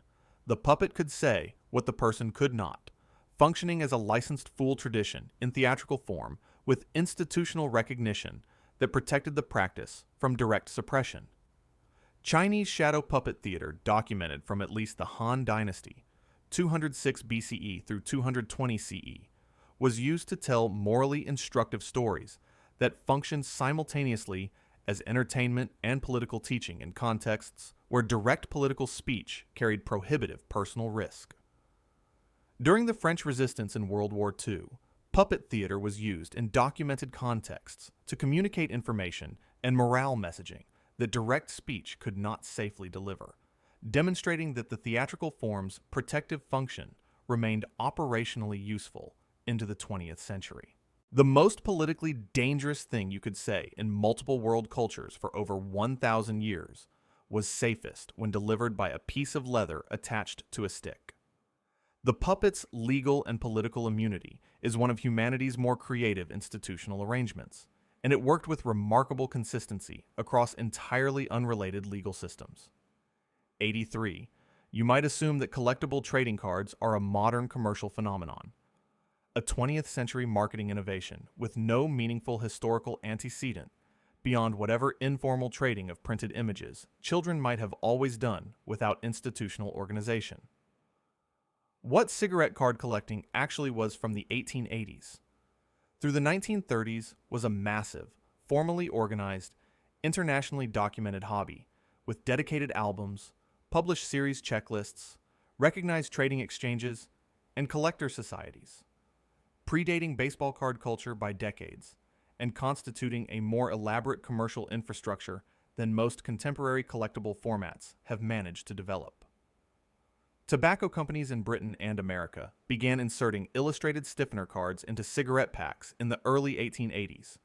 The first documented sets appeared around 1875 through 1880 from American tobacco companies including Allen and Ginter, making the commercial application of collectible cards to mass consumer products, an American invention subsequently perfected by British manufacturers.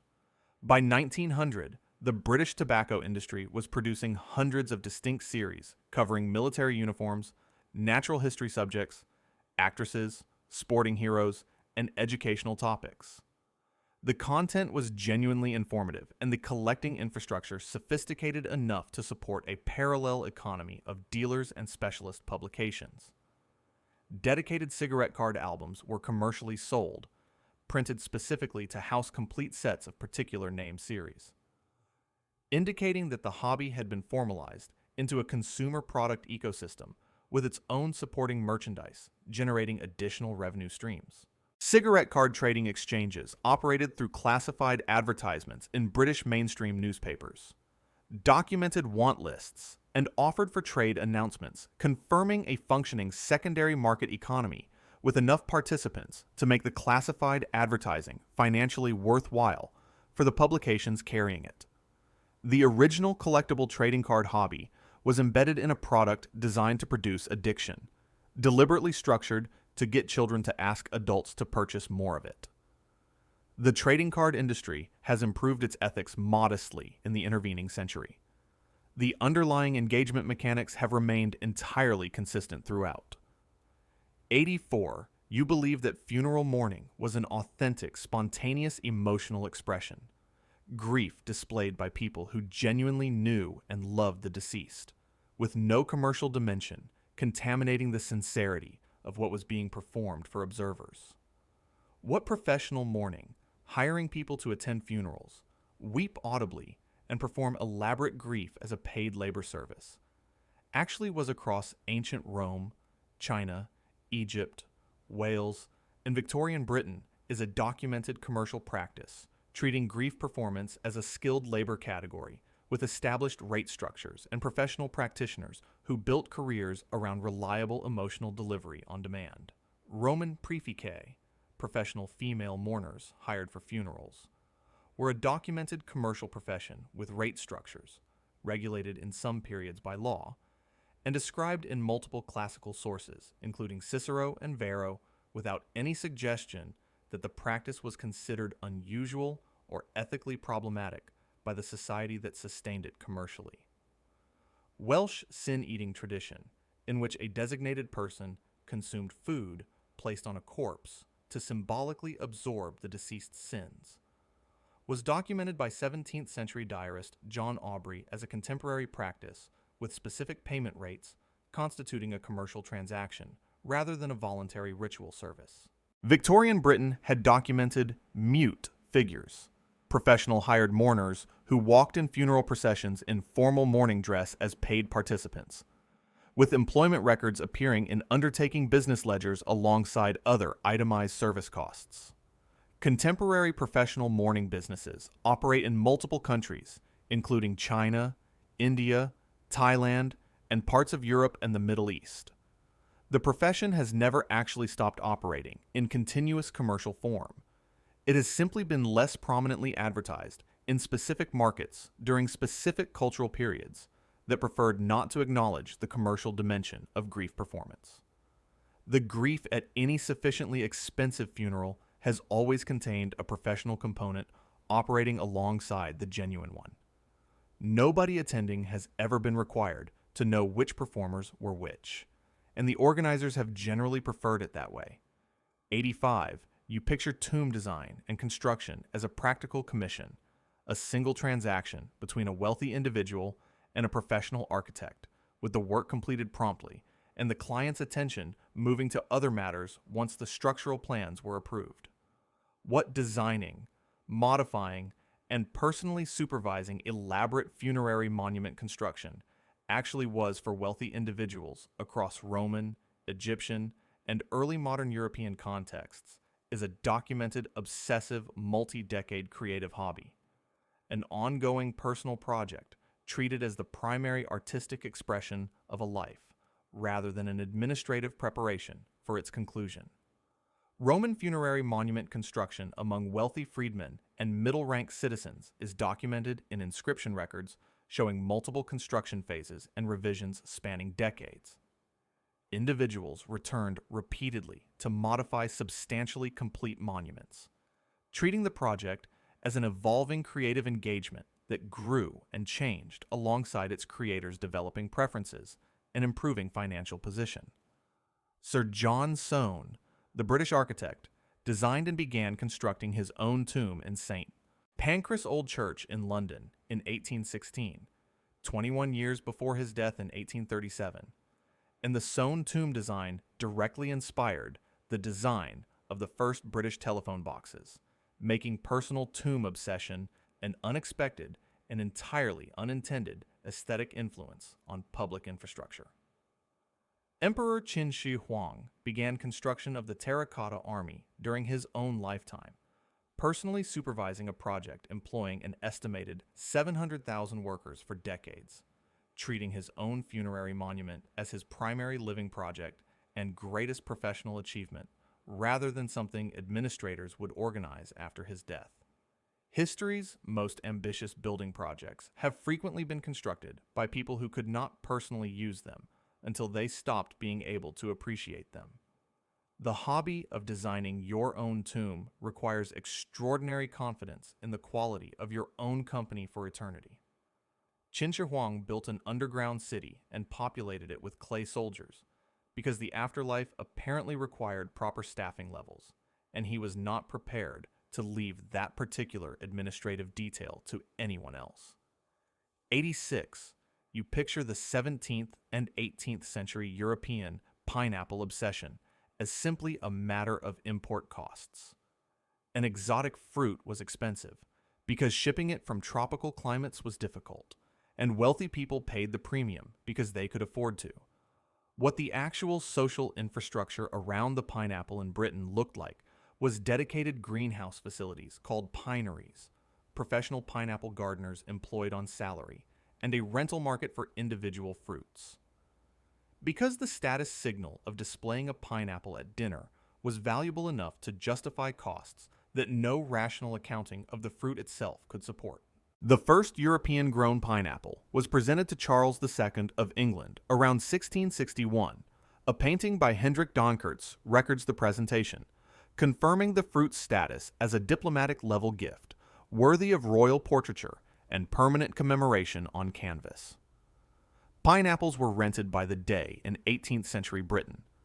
Wealthy hosts who could not afford to purchase or grow their own would rent a specimen from specialist dealers to display at dinner parties, returning it entirely uneaten afterward, deploying it purely as a visible status object for the duration of the social occasion.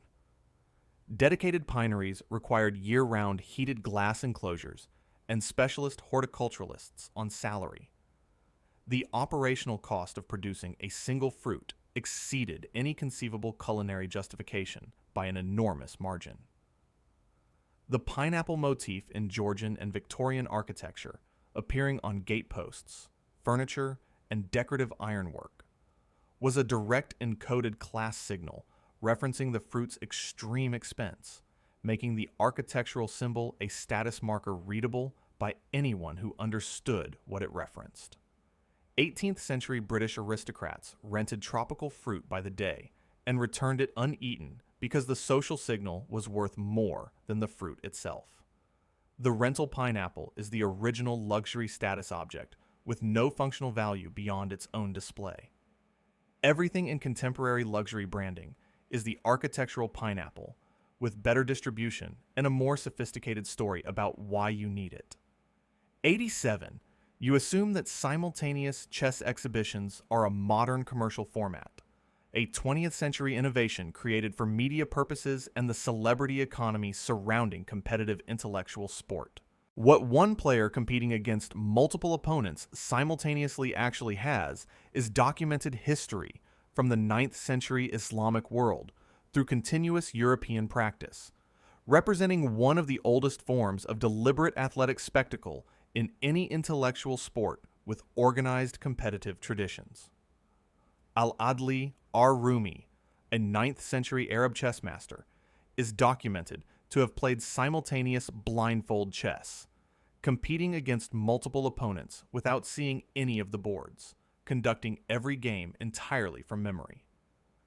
Demonstrating that the format predates any modern sporting context by over 1,000 years of documented institutional practice.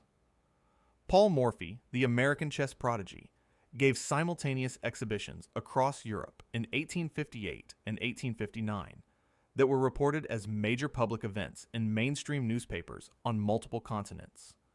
The format was established commercial entertainment in the 19th century with audience expectations and critical coverage already fully developed.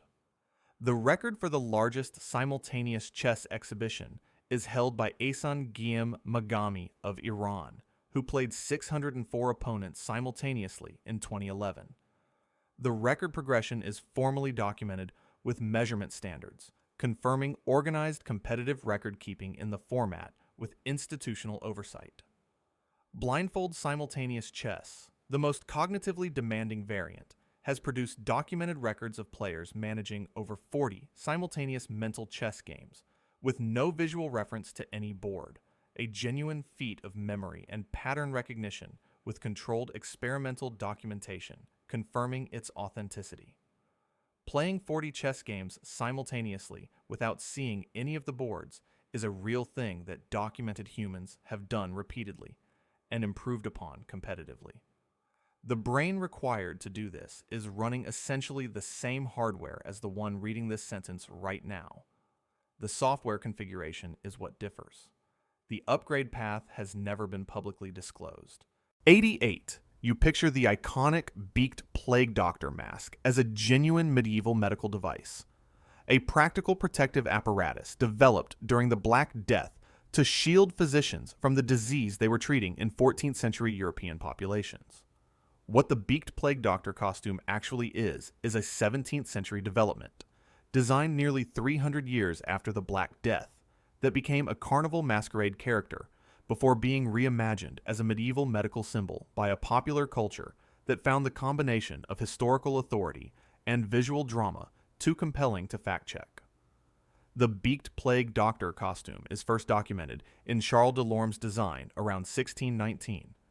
Created for physicians attending plague cases in France, it postdates the Black Death of 1347 through 1353 by 272 years, making it categorically impossible to have been the costume worn by physicians treating that specific epidemic. The Venetian carnival character Il Medico della Peste adopted the beaked mask as a theatrical costume, integrating the medical apparatus into festive masquerade culture and blurring the boundary between medical practice and theatrical performance in ways that served the carnival tradition's purposes without regard for historical accuracy. The aromatic materials stuffed into the beak, herbs, spices, and dried flowers, were based entirely on miasma theory, the belief that disease traveled through bad air, which was completely incorrect, making the most visually intimidating medical costume in history also a non-functional protective device that offered no actual defense against anything. The contemporary image of a medieval plague doctor in popular culture applies a 17th century theatrical costume to a 14th century epidemic, a 300-year historical displacement repeated so thoroughly that correction now requires actively overcoming the image's accumulated cultural momentum. History has been misidentified, theatrically redeployed, and proven clinically ineffective. The costume remained visually perfect regardless, which explains everything about why the error has persisted. 89. You think of deliberate acoustic engineering as a modern discipline, something requiring formal scientific understanding of sound physics before anyone could intentionally produce metal objects with specific resonant properties as a designed outcome rather than an accidental byproduct. What Tibetan singing bowls, Japanese sword testing, European bell founding, and Chinese bronze chime sets all represent simultaneously is documented intentional acoustic metallurgy across unrelated cultural traditions. Deliberate metallurgical choices made for sonic rather than structural outcomes.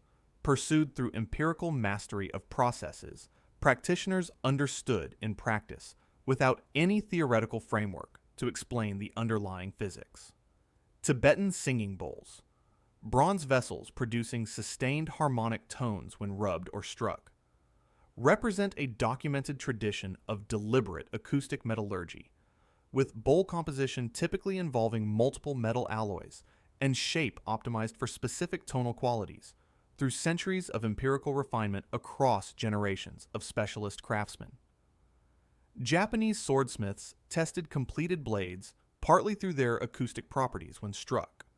The ring of a properly folded and tempered blade communicated information about the steel's internal quality that visual inspection alone could not reliably provide, making the ear a functional quality control instrument in a precision manufacturing process.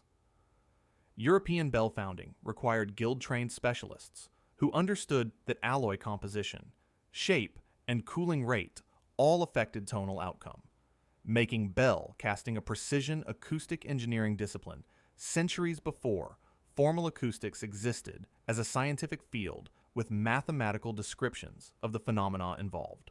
Chinese bronze chime sets, bianzhong, demonstrate such precise tonal calibration through modern acoustic analysis that deliberate tuning is confirmed as a design requirement rather than an accidental achievement, meaning ancient Chinese bronze casters were hitting specific frequency targets without any of the measurement tools those targets would seem to require. Pre-scientific metallurgists were engineering acoustic outcomes in metal through empirical mastery of processes they could not theoretically explain to anyone who asked. The music preceded the physics by approximately 2,000 years.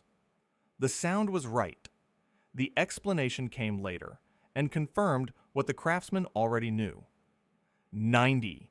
You picture competitive canary singing as a minor decorative hobby, a pleasant but inconsequential domestic amusement with no serious organizational history, no technical depth, and no breeding infrastructure worth discussing alongside activities that serious people treated seriously. What formally organized canary singing competition in 19th and 20th century Britain and Germany actually is a seriously structured working-class hobby with dedicated clubs, formal judging criteria documented in published rulebooks, regional and national championship events, and multi-generational selective breeding programs, specifically optimizing birds for vocal performance, measurable against agreed technical standards. The Harz mountain canary breeding tradition in the Harz region of Germany produced the roller canary, a specific bird type bred over multiple generations for its closed beak rolling song style, with documented breeding records maintained by specialist clubs treating bloodline management with the seriousness applied to thoroughbred animals in higher status contexts. British canary singing competitions were formally organized through the Old Varieties Canary Association and related bodies, with regional and national competitions governed by published judging criteria specifying exactly what qualities separated an adequate performance from a championship one.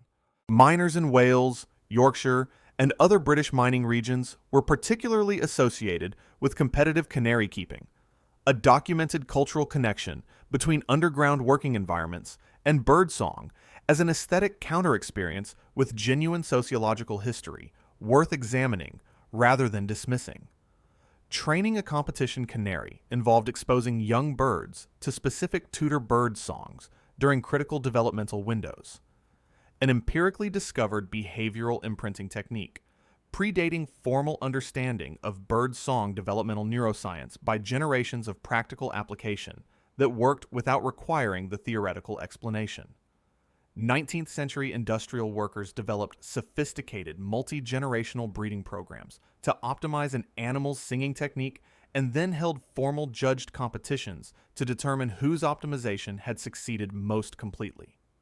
The bird was a performance athlete managed by professionals who had no professional title. The hobby had deeper technical infrastructure than most contemporary recreational pursuits will ever develop. The birds were also significantly better at their specific jobs than most contemporary performers are at theirs. 91.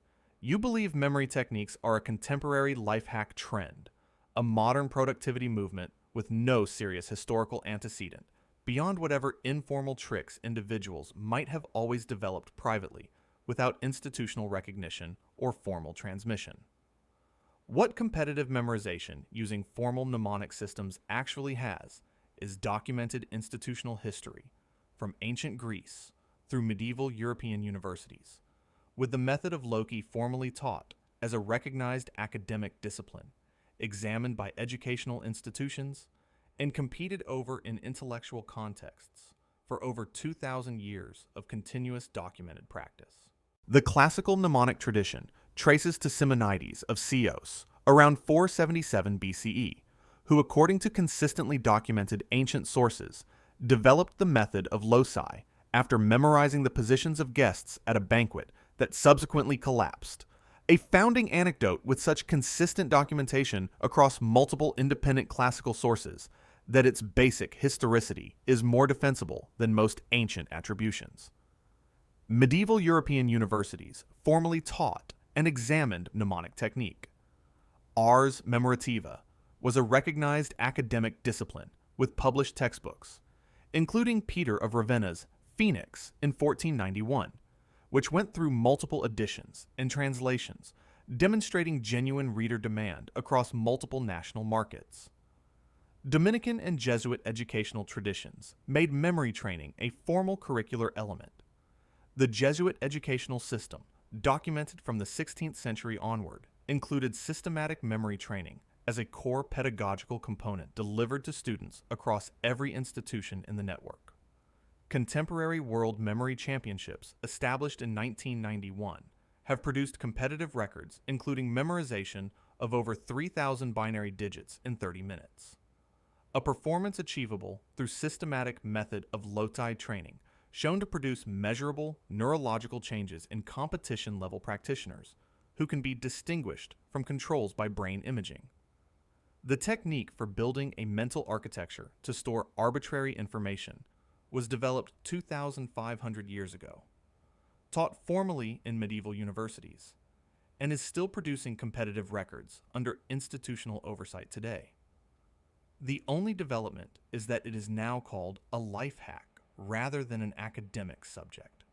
That is arguably a demotion in both prestige and accuracy. 92. You think of competitive wood carving as a casual regional folk tradition, county fair entertainment without serious organizational history, technical depth, or professional infrastructure worth discussing in the same conversation as activities that attract genuine competitive investment. What competitive wood carving actually has across Swiss and Bavarian traditions, Pacific Northwest indigenous communities, and contemporary international championship structures is formal categories, professional carvers competing for prize money, and enough organizational infrastructure to sustain national and international championship structures with multi-decade institutional continuity and documented participant records. The World Chainsaw Carving Championship has been held since 1986 with documented participant records, formal competitive categories specifying distinct artistic challenges, and prize money, demonstrating organized competitive wood carving with multi-decade institutional continuity that predates many sports leagues currently presenting themselves as established traditions. Swiss and Bavarian wood carving traditions produced competitive exhibitions from the 19th century onward at regional and national exhibitions.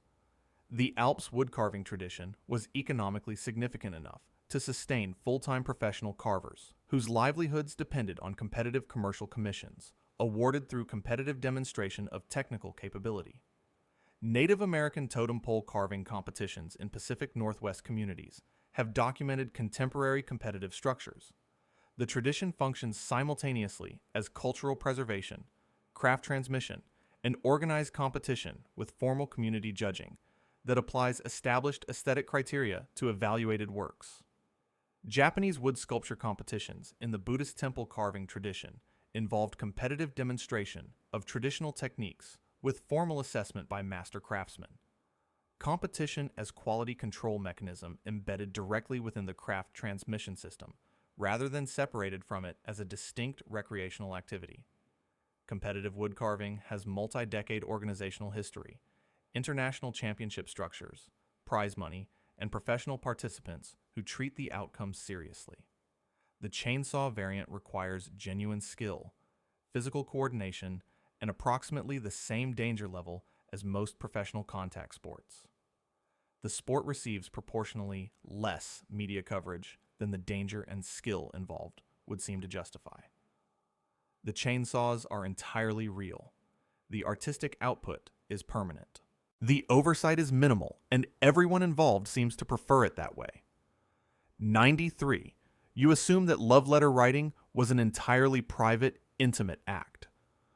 Personal correspondence with no public dimension, no technical standards subject to outside evaluation, and certainly no competitive framework that would expose romantic expression to formal judgment by people with no personal stake in the sentiment being communicated. What formal instruction in love letter composition, public evaluation of romantic correspondence quality, and competitive romantic writing actually had in 18th and 19th century Europe was published instructional literature with multiple competing editions, novel-length pedagogical demonstrations reaching mass audiences, and an entire cultural framework treating written romantic expression as a learnable technical skill subject to quality standards that educated observers could assess and rank. The Complete Letter Writer and dozens of similar published guides in 18th and 19th century Britain included specific love letter templates and detailed instruction on sentiment construction, tone calibration, and strategic emotional disclosure, treating romantic correspondence as a technical skill with learnable components rather than purely spontaneous, authentic expression beyond improvement. Samuel Richardson's novel Pamela in 1740 was explicitly framed as an instructional letter writing model as much as a narrative, read partly as practical guidance for written emotional expression by audiences who needed the instruction and were willing to extract it from a fictional frame. Cyrano de Bergerac, both the historical figure and Edmond Rostand's theatrical dramatization, operates on the foundational assumption that superior love letter composition has real competitive value in romantic competition with measurable outcomes. The better writer wins the person, regardless of any other variable. Publishing houses produced instructional guides on writing love letters in a world where love letters were the primary medium of romantic communication. The guides were bestsellers. The entire genre has migrated to text messaging, where the instructional literature is significantly less elegant, and the competition for attention remains structurally identical to what it has always been. 94. You picture the domesticated pet rat as a wholesome animal companion with a straightforward origin story.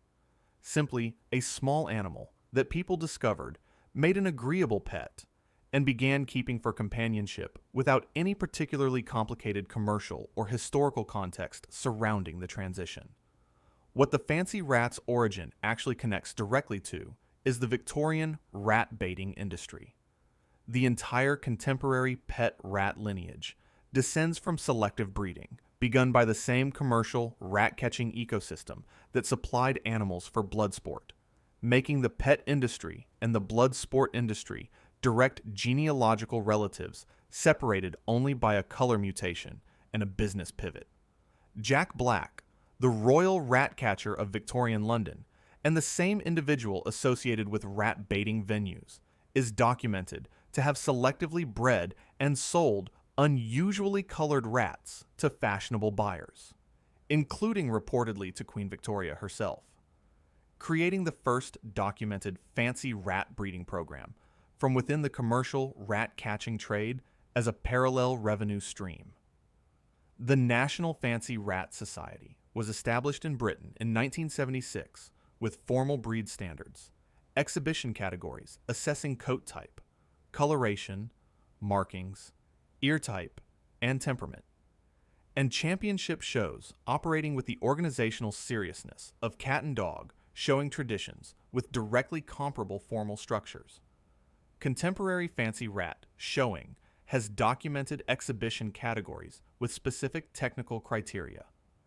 The organizational sophistication matches that of other small animal, showing traditions, with equivalent attention to the details of what distinguishes a competitive specimen from an ordinary one. The entire global pet rat population descends from a small number of selectively bred individuals, whose lineage originates in the Victorian commercial rat catching and rat baiting ecosystem. The rats are now judged on their ear shape at formal shows by judges who are entirely serious about the ear shape criteria and the distinction between acceptable and exceptional ear shape in the relevant categories. The path from Bloodsport to championship show is shorter than any of the participants prefer to advertise. 95. You picture fumage, creating images by passing paper or canvas through candle smoke. As an obscure surrealist technique with no relationship to practical visual culture and no antecedent beyond the specific avant-garde context in which it was formally named and institutionally validated. What fumage actually connects to is a broader cultural impulse shared with parlor game automatic writing, with direct antecedents in earlier smoke effect decorative techniques used in popular commercial art contexts that predated surrealism's theoretical framework by decades of practical application. Wolfgang Paulin developed fumage as a formal surrealist technique in 1936 and 1937, creating images by moving a candle flame beneath paper and interpreting the resulting smoke deposits. The surrealist rationale being the bypassing of conscious control to access imagery from unconscious sources rather than rational intention. The technique was presented at the major 1938 International Surrealist Exhibition in Paris, achieving mainstream avant-garde institutional validation, and was practiced by Salvador Dalí, among other established figures, giving it the stamp of serious artistic engagement rather than marginal experimentation. Earlier, smoke effect decorative techniques in European folk art and commercial decoration, using lamp black deposits to create tonal gradients and atmospheric effects, predate surrealist fumage by decades, suggesting the core technique was discovered independently in multiple contexts, with different theoretical justifications attached after the fact. Contemporary fumage artists maintain the practice as a recognized fine art technique with documented exhibition histories spanning nearly 90 years of continuous institutional presence. A major 20th century art movement partially founded its practice on waving a candle under paper and looking carefully at the result. The interpretive framework surrounding the candle waving is what separates it from an unsupervised children's science activity. The candle is identical in both contexts. The frame is doing all of the work, and it always has been. 96. You picture origami as a traditional Japanese decorative craft, an elegant cultural practice with some interesting geometric properties, but without serious mathematical content or competitive dimension that would require treating it as anything beyond a pleasant leisure activity with cultural heritage value. What contemporary origami actually is, running parallel to its competitive and artistic traditions, is a documented, serious mathematical discipline with peer-reviewed research applications in aerospace engineering, medical device design, and computational geometry, making the paper crane and the space telescope mirror deployment mechanism genuine intellectual relatives, separated only by the scale of the material and the budget of the institution doing the folding. Robert Lang's TreeMaker software, developed from the 1990s onward, uses computational origami mathematics to generate fold patterns for complex designs. The mathematics required to solve sophisticated origami problems is a recognized subfield of computational geometry, with academic publication records in peer-reviewed journals, read by people who do not fold paper recreationally. NASA's James Webb Space Telescope mirror deployment mechanism used origami-derived folding principles. The application of paper folding mathematics to a $10 billion space instrument represents the most extreme institutional validation of a hobby's engineering content in the documented history of any recreational pursuit becoming operationally useful. Medical stent deployment technology uses origami folding principles to design devices inserted in compact form that expand to functional size inside blood vessels, an origami engineering application operating directly inside the human cardiovascular system with patients who have no idea what intellectual tradition their treatment descends from. The Origami USA Convention has run annual national conventions since 1980 with competitive folding categories, technical workshops, and documented participation growth across 4 decades of continuous operation. The mathematics required to fold paper into a convincing crane is related to the mathematics used to deploy the James Webb Space Telescope. The people who spent their childhoods folding paper animals were doing aerospace engineering homework without being informed that was what was happening. The crane and the telescope share an operating system. The telescope is simply significantly more expensive and significantly less relaxing to assemble at the kitchen table. 97, you think of ancient writing as necessarily permanent, stone, clay, or costly papyrus requiring deliberate, significant resource investment with no casual or erasable option available for everyday recording needs in cultures that hadn't developed convenient writing surfaces for routine use. What wax tablets actually were in ancient Greece and Rome is the everyday reusable writing surface that functioned as the notebook, draft document, and message system of ordinary educated life. Wooden boards coated in wax that could be written on with a stylus and smoothed flat for reuse indefinitely, available at every social level and used for every purpose that didn't require permanent record. Wax tablets appear in Homer's Iliad as a literary reference confirming their early documented use. The technology was culturally established early enough to appear in foundational literary texts as an object requiring no explanation to the audience, meaning widespread familiarity preceded Homer's writing of it. Roman schoolchildren used wax tablets as their primary writing and arithmetic practice medium. Archaeological finds at Pompeii and Herculaneum include preserved wax tablets with students' practice texts, still visible, making the connection between the ancient educational technology and its users physically tangible across 2,000 years. The Roman diptych and triptych wax tablet books, multiple panels connected by hinges with closures and sometimes decorative carved ivory covers, were formally organized writing instruments with luxury versions available to those who could afford them, making the reusable tablet a status object as well as a functional tool. The physical design of wax tablets, multiple panels connected by rings allowing expansion of the total writing surface, directly prefigures the ring binder notebook format in its fundamental organizational logic. Roman schoolchildren used an ancient erasable tablet for their homework 2,000 years ago. The iPad is the wax tablet's latest hardware revision. The stylus has not changed in any meaningful respect. The file management system has become significantly more complicated. The homework remains equally incomplete, regardless of the surface it is left unfinished on. 98. You picture fire eating as a carnival freak show novelty. A dangerous stunt with no craft tradition, no serious professional lineage, and no organizational history worth examining beyond the obvious observation that someone decided to put flame in their mouth for money, and audiences found it briefly interesting. What fire eating actually has across its documented history in European carnival tradition, Asian festival performance, and documented professional practice is a career structure with identified practitioners, royal audience attendance in documented cases, commercially transmitted technique developed through accumulated professional experience, and enough institutional continuity to constitute a genuine profession with traceable lineage across 4 centuries. Richardson's Theatre at Bartholomew Fair in London documented fire-eating performances from the 17th century onward. The profession was commercially operating as a recognized entertainment category, with identified individual practitioners well before the modern circus era organized the broader performance industry into its current recognizable form. Robert Powell, documented as a professional fire eater in early 18th century London, performed before audiences that reportedly included royal attendance.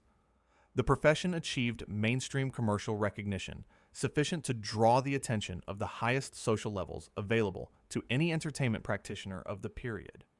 The physiological mechanism, thermal shock resistance of the oral mucosa through repeated controlled heat exposure, creating brief measurable tolerance, was empirically discovered by practitioners through training experience, without any formal scientific framework available to explain why the approach worked when applied correctly and consistently.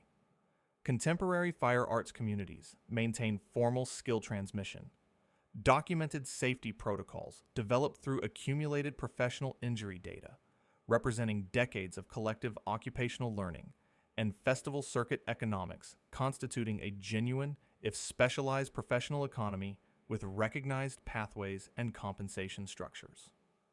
Fire eating is a profession with 400 years of documented practitioners, royal audience attendance in the historical record, and empirically developed safety techniques derived from the professional injury records of everyone who established the parameters by getting it wrong first. The training program consists of getting closer to fire than is comfortable until comfort is achieved. There are no shortcuts available, and the certification process is entirely self-evident to anyone who attempts it. 99. You assume that amateur metal detecting as a hobby produces negligible archaeological results.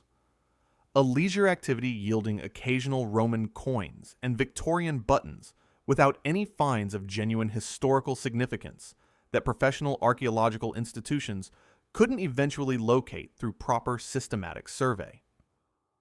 What amateur metal detecting hobbyists have actually contributed to British archaeological knowledge includes some of the most significant individual discoveries in the country's documented history, fundamentally altering scholarly understanding of specific historical periods, while simultaneously creating ongoing productive tensions with formal archaeological institutions about who produces knowledge and under what terms.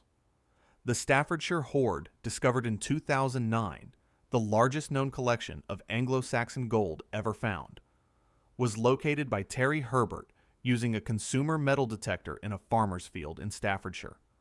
The hoard contained over 3,500 items and is valued in excess of £3.3 million, representing an archaeological discovery of the first order made by a retired man with a hobby device, rather than an institutional survey team with professional credentials and research funding. The Portable Antiquities Scheme in England and Wales, a government program specifically designed to document amateur metal detector finds, has received over 1.5 million recorded finds since its 1997 establishment, with amateur hobbyists contributing the majority of reported Iron Age and Roman coin discoveries that now populate the National Archaeological Record. The Crosby Garrett helmet discovered in 2010, a Roman cavalry helmet of extraordinary quality and condition, was found by an unnamed detectorist and sold at auction for £2.3 million, raising serious questions about the legal and ethical frameworks governing detector-found antiquities that institutions are still actively working through. Statistical analysis of Portable Antiquities Scheme data confirms that professional archaeological survey has been substantially supplemented, and in specific categories surpassed in volume, by organized amateur detector hobbyists, representing a genuine reorganization of who produces archaeological knowledge in the field. The largest collection of Anglo-Saxon gold ever found was located by a retired man with a consumer hobby device walking across a field. The professional archaeological establishment had not found it despite decades of access to the same landscape. The hobby found it first, which is a sentence that still makes certain professional archaeologists visibly uncomfortable at conferences. 100. You picture extreme ironing as an obvious joke, a parodic non-sport invented for entertainment purposes, without the organizational seriousness, competitive structure, or institutional continuity that would be required to call it a real activity, rather than an extended comedic premise with some accompanying photographs. What extreme ironing actually has is a founding organization with a documented individual founder, a formal world championship with national teams competing in specified categories, mainstream documentary coverage on a national broadcaster, and over 2 decades of sustained organizational existence, making it one of the more fully institutionalized joke sports in documented competitive history by any reasonable measurement. Extreme ironing was founded in Leicester, England, by Phil Shaw in 1997, who coined the activity name and subsequently toured internationally to promote it. The founding has a documented individual, a specific date, and a complete organizational origin story, traceable to a single identifiable person making a deliberate decision. The Extreme Ironing World Championship was held in Germany in 2002, with participants from multiple countries competing in formal categories, including underwater, forest, urban, and mountainside ironing. The category structure confirms organizational seriousness about distinguishing different forms of the activity from each other with judging criteria appropriate to each context. British Channel 4 aired a documentary about extreme ironing in 2003. Mainstream television production confirming sufficient public interest to justify broadcast investment by a major national network with alternative programming options available. Extreme ironing has been practiced on the summit of Ben Nevis, underwater in British lakes, on active ski slopes, hanging from cliff faces, and while running marathons. The creative competition over location novelty has produced documented records of setting and performance that function as a genuine competitive progression, with each new record requiring deliberate escalation beyond what preceded it. A joke about the mundanity of domestic labor was organized into a formal international sport, with national teams, championship categories, and documentary coverage within 5 years of its invention by a single person in Leicester who apparently meant it. The speed at which humans apply competitive organizational structure to any defined activity, including deliberately absurd ones, has no documented lower limit that any researcher has yet identified. 101. You assume that sleep, the one human activity that appears entirely beyond performance, competition, and organizational spectacle, has remained safely outside the reach of competitive instinct and commercial organization, preserved as the last purely private biological function that nobody has managed to turn into a sport, a brand partnership, or a judged event with formal categories. What organized competitive sleeping, paid sleep studies treated as commercial transactions, and publicly staged nap competitions sponsored by furniture retailers have collectively demonstrated is that there is no human activity that cannot be organized into a competition, monetized through brand association, and analyzed as a performance medium by researchers who find something worth measuring in the behavior. IKEA has sponsored documented and-app competitions in retail store locations as commercial marketing events, measuring sleep onset speed and sleep quality in a furniture showroom environment, creating a brand-sponsored sleeping competition with judging criteria and public participants who agreed to the terms. NASA and multiple sleep research institutions have conducted paid sleep studies requiring participants to sleep in controlled environments under continuous observation. Paid competitive sleeping as scientific commerce with documented participant records, compensation structures, and institutional review board approval for the methodology. The napping championship, organized in various forms across multiple countries, has applied formal judging criteria to unconsciousness, assessing duration, depth, and in some variants acoustic environment, treating sleep as a measurable competitive performance with winners, losers, and an audience for both.